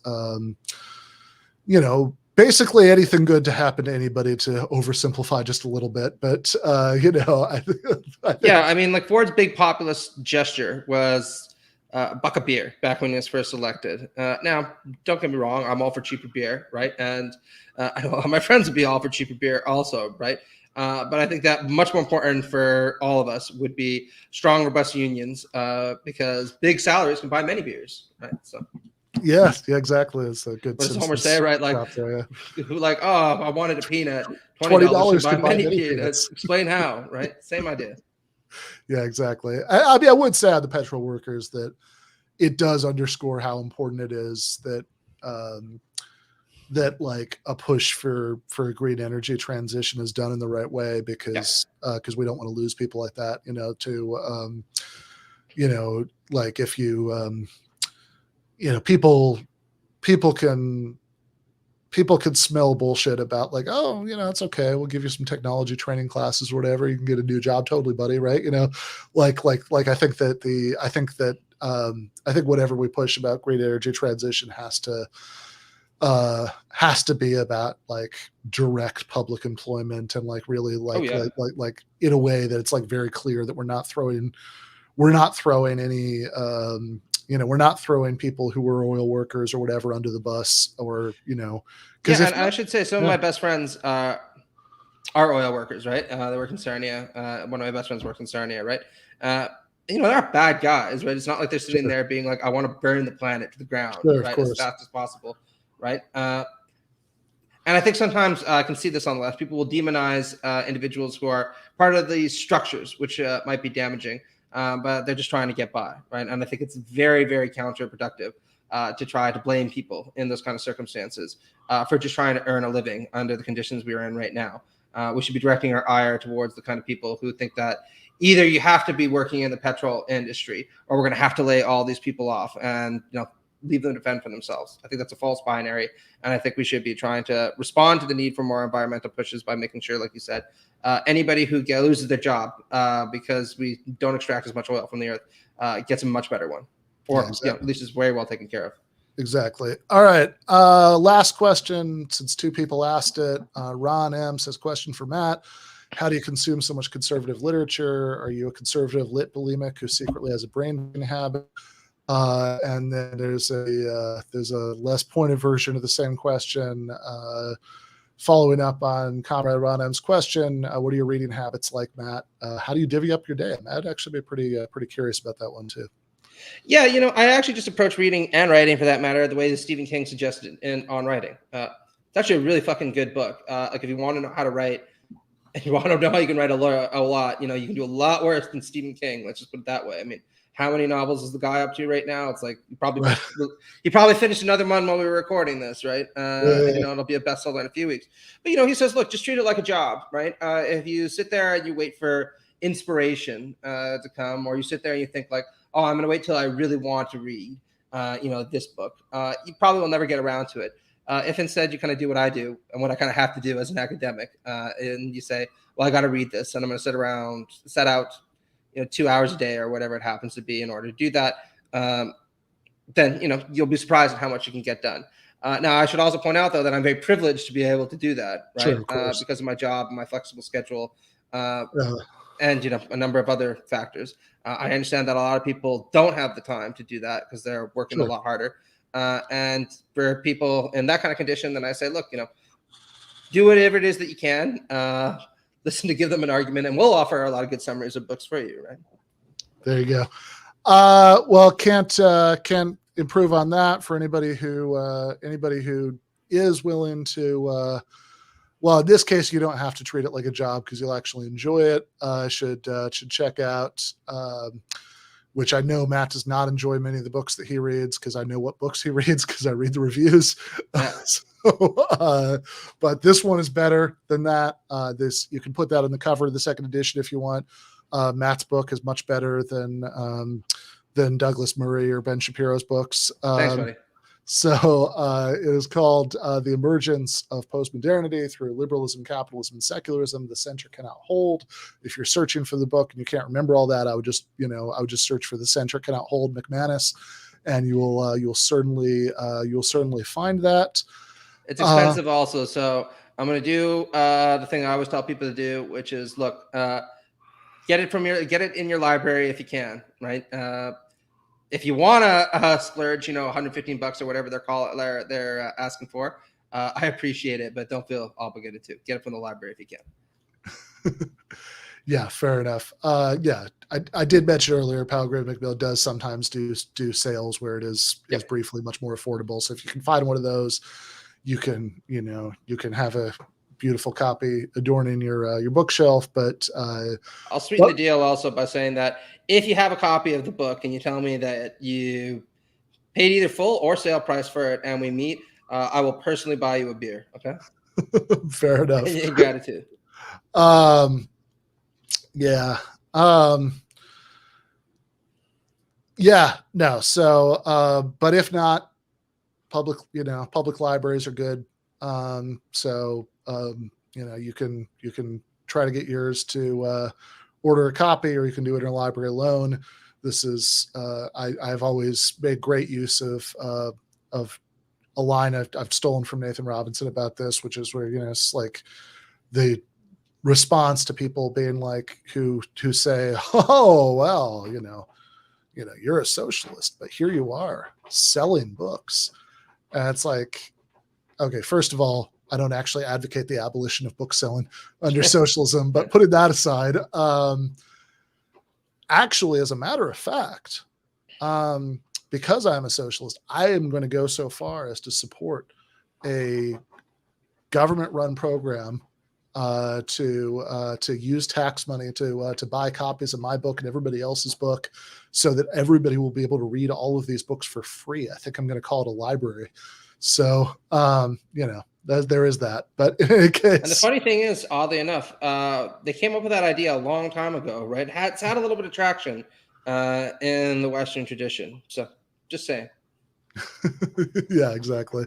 Although, thank God they came up with it a long time ago, because can you even imagine if this were something that like Bernie Sanders were proposing in 2022, what the reaction would be?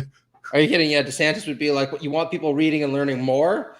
Can't have that." Yeah, it's like, oh, that's great. Bernie wants to take your money to go buy a bunch of stupid books so that everybody can read. Look, you want to read a book, you just buy it. Like, what's wrong with you? You don't need the government's help to read a book. Yeah. Just imagine the fucking conservatives of, the BC era being like, what is this Library of Alexandria you propose building, right? Like, if you want a book, then just go get some papyrus and, write it out for yourself or something. We can't have all this kind of busybody people just trying to make the world a better place. Yeah, exactly. All right. So I am I'm gonna let Matt go so we can do the philosophy segment with Jen. Matt, if you're feeling particularly masochistic later tonight, you can come back in the post game and watch the rest of the PragerU time travel back to Adam Smith. But I do want to do that, but I got a lot of shit that I gotta get done. So that's fair. That's fair. That's okay. We all believe you. So in any case, Matt McManus, buy his book. Remember, subtitle uses to search is the center cannot hold. I am going to put on the intermission music for a moment. I'll be right back. Thanks, Matt. Peace, dude. Bye.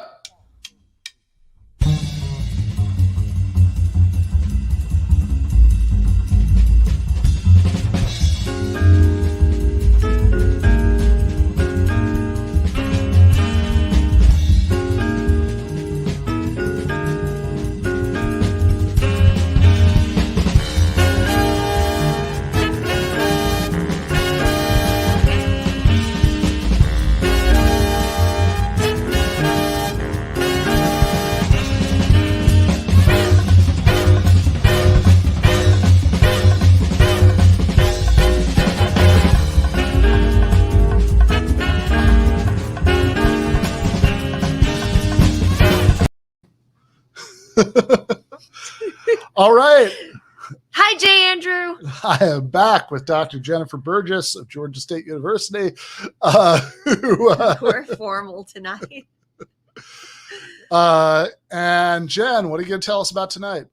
I am going to tell you about how awesome the Cowboys looked yesterday. No, I am going to tell you, what am I going to tell you? I'm going to tell you about the appeal to tradition fallacy. All right. So to set that up, we have two video clips, but let's start with Alka-Seltzer. Thanksgiving, marked by harvest, gathering, and a special gratitude for Alka-Seltzer. Fast relief of heartburn with a headache from turkey, cranberry sauce, and overstuffing. Alka-Seltzer, the other holiday tradition. All right. Y'all remember the commercial? Plop, plop, fizz, fizz. Oh, what a relief it is. Y'all remember that? Sebastian's meow. So yeah. This comes up so often. So you should So as bad as the sound was, you got the idea in the Alka-Seltzer video that you should buy Alka-Seltzer. Why? Because it's the other holiday tradition. Yeah, because it's a tradition. The appeal to tradition fallacy. A fallacy is a particularly kind of bad argument, right? It's a way that reasoning could go wrong. So what's wrong with appealing to tradition in this way? Because we've always done it like this. Like the old folks say, that's not good reasoning. This is how we always did it when I was a kid. Yeah, okay. I'm done with that now. No, keep going. Doctors, I like that. Well, as one possible example of this kind of logical leap from we've always done it this way to this is a good way to do it, we have or we've always thought this way, so this is correct. Right. We have a clip from a friend of show, Big and Kelly. Because truly, you do get in trouble if you are a white person who puts on blackface on Halloween, or a black person who puts on whiteface for Halloween. Like back when I was a kid, that was okay as long as you were dressing up as like a character. When I was a kid, that was okay. Yeah. I am really curious about this whiteface thing because I have to say I haven't heard of that one.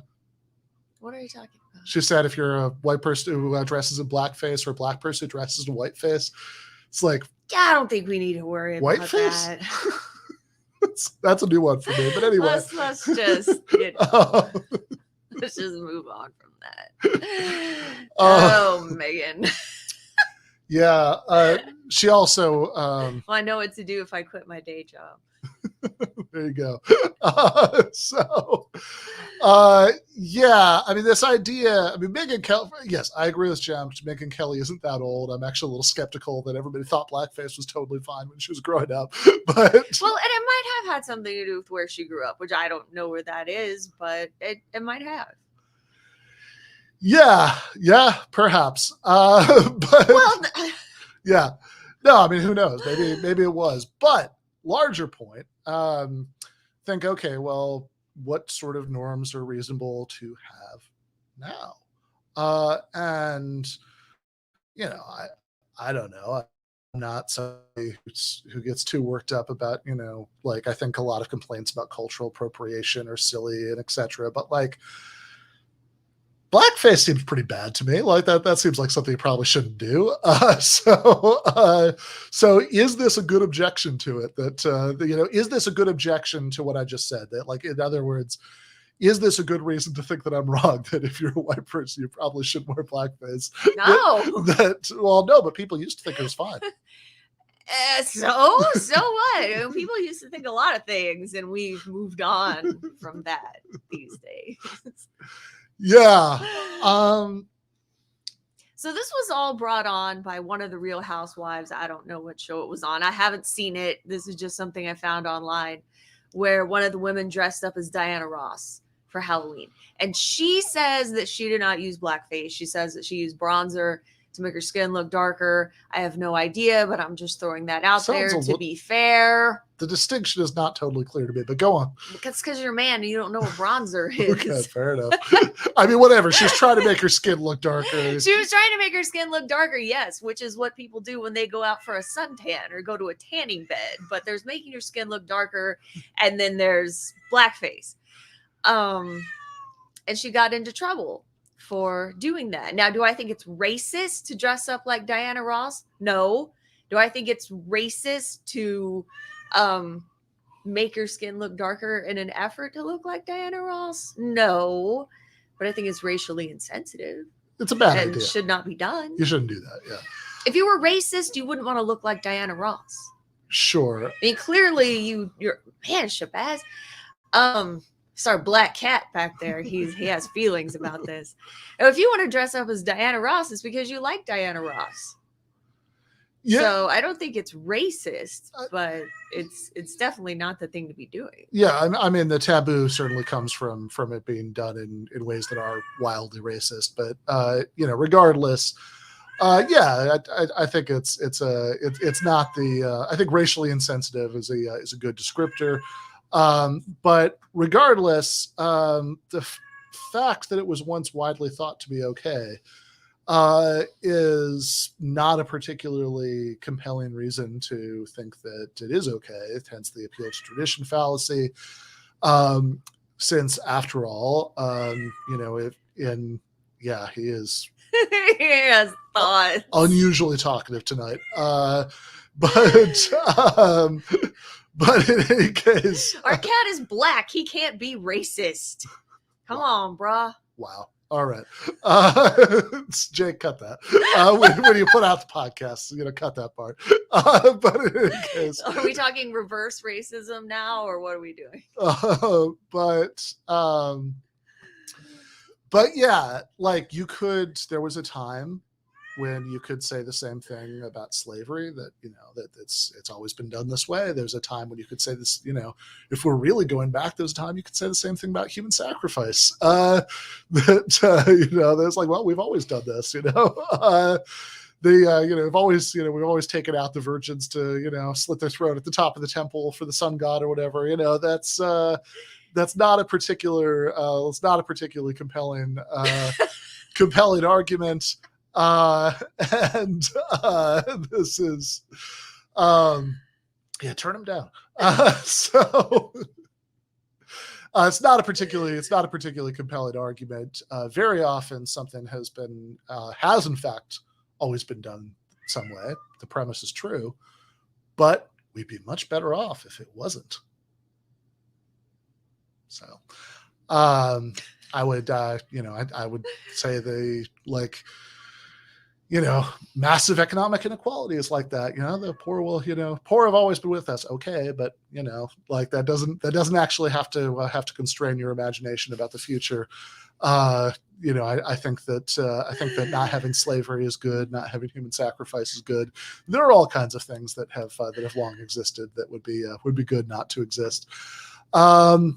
In any case, Shabazz clearly needs some kind of attention, so we will. He's been asleep, and sometimes when he wakes up, he needs to announce that he is now awake. And also, I was out of town this weekend, so we haven't finished yet making up for all the time that we've spent apart.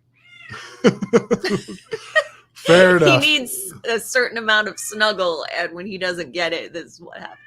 Fair enough. Lesson learned. In any case, we are going to go to the post game where I am going to subject Jake and Andy to some more PragerU. Meanwhile, Team Snoopy forever. Left is best.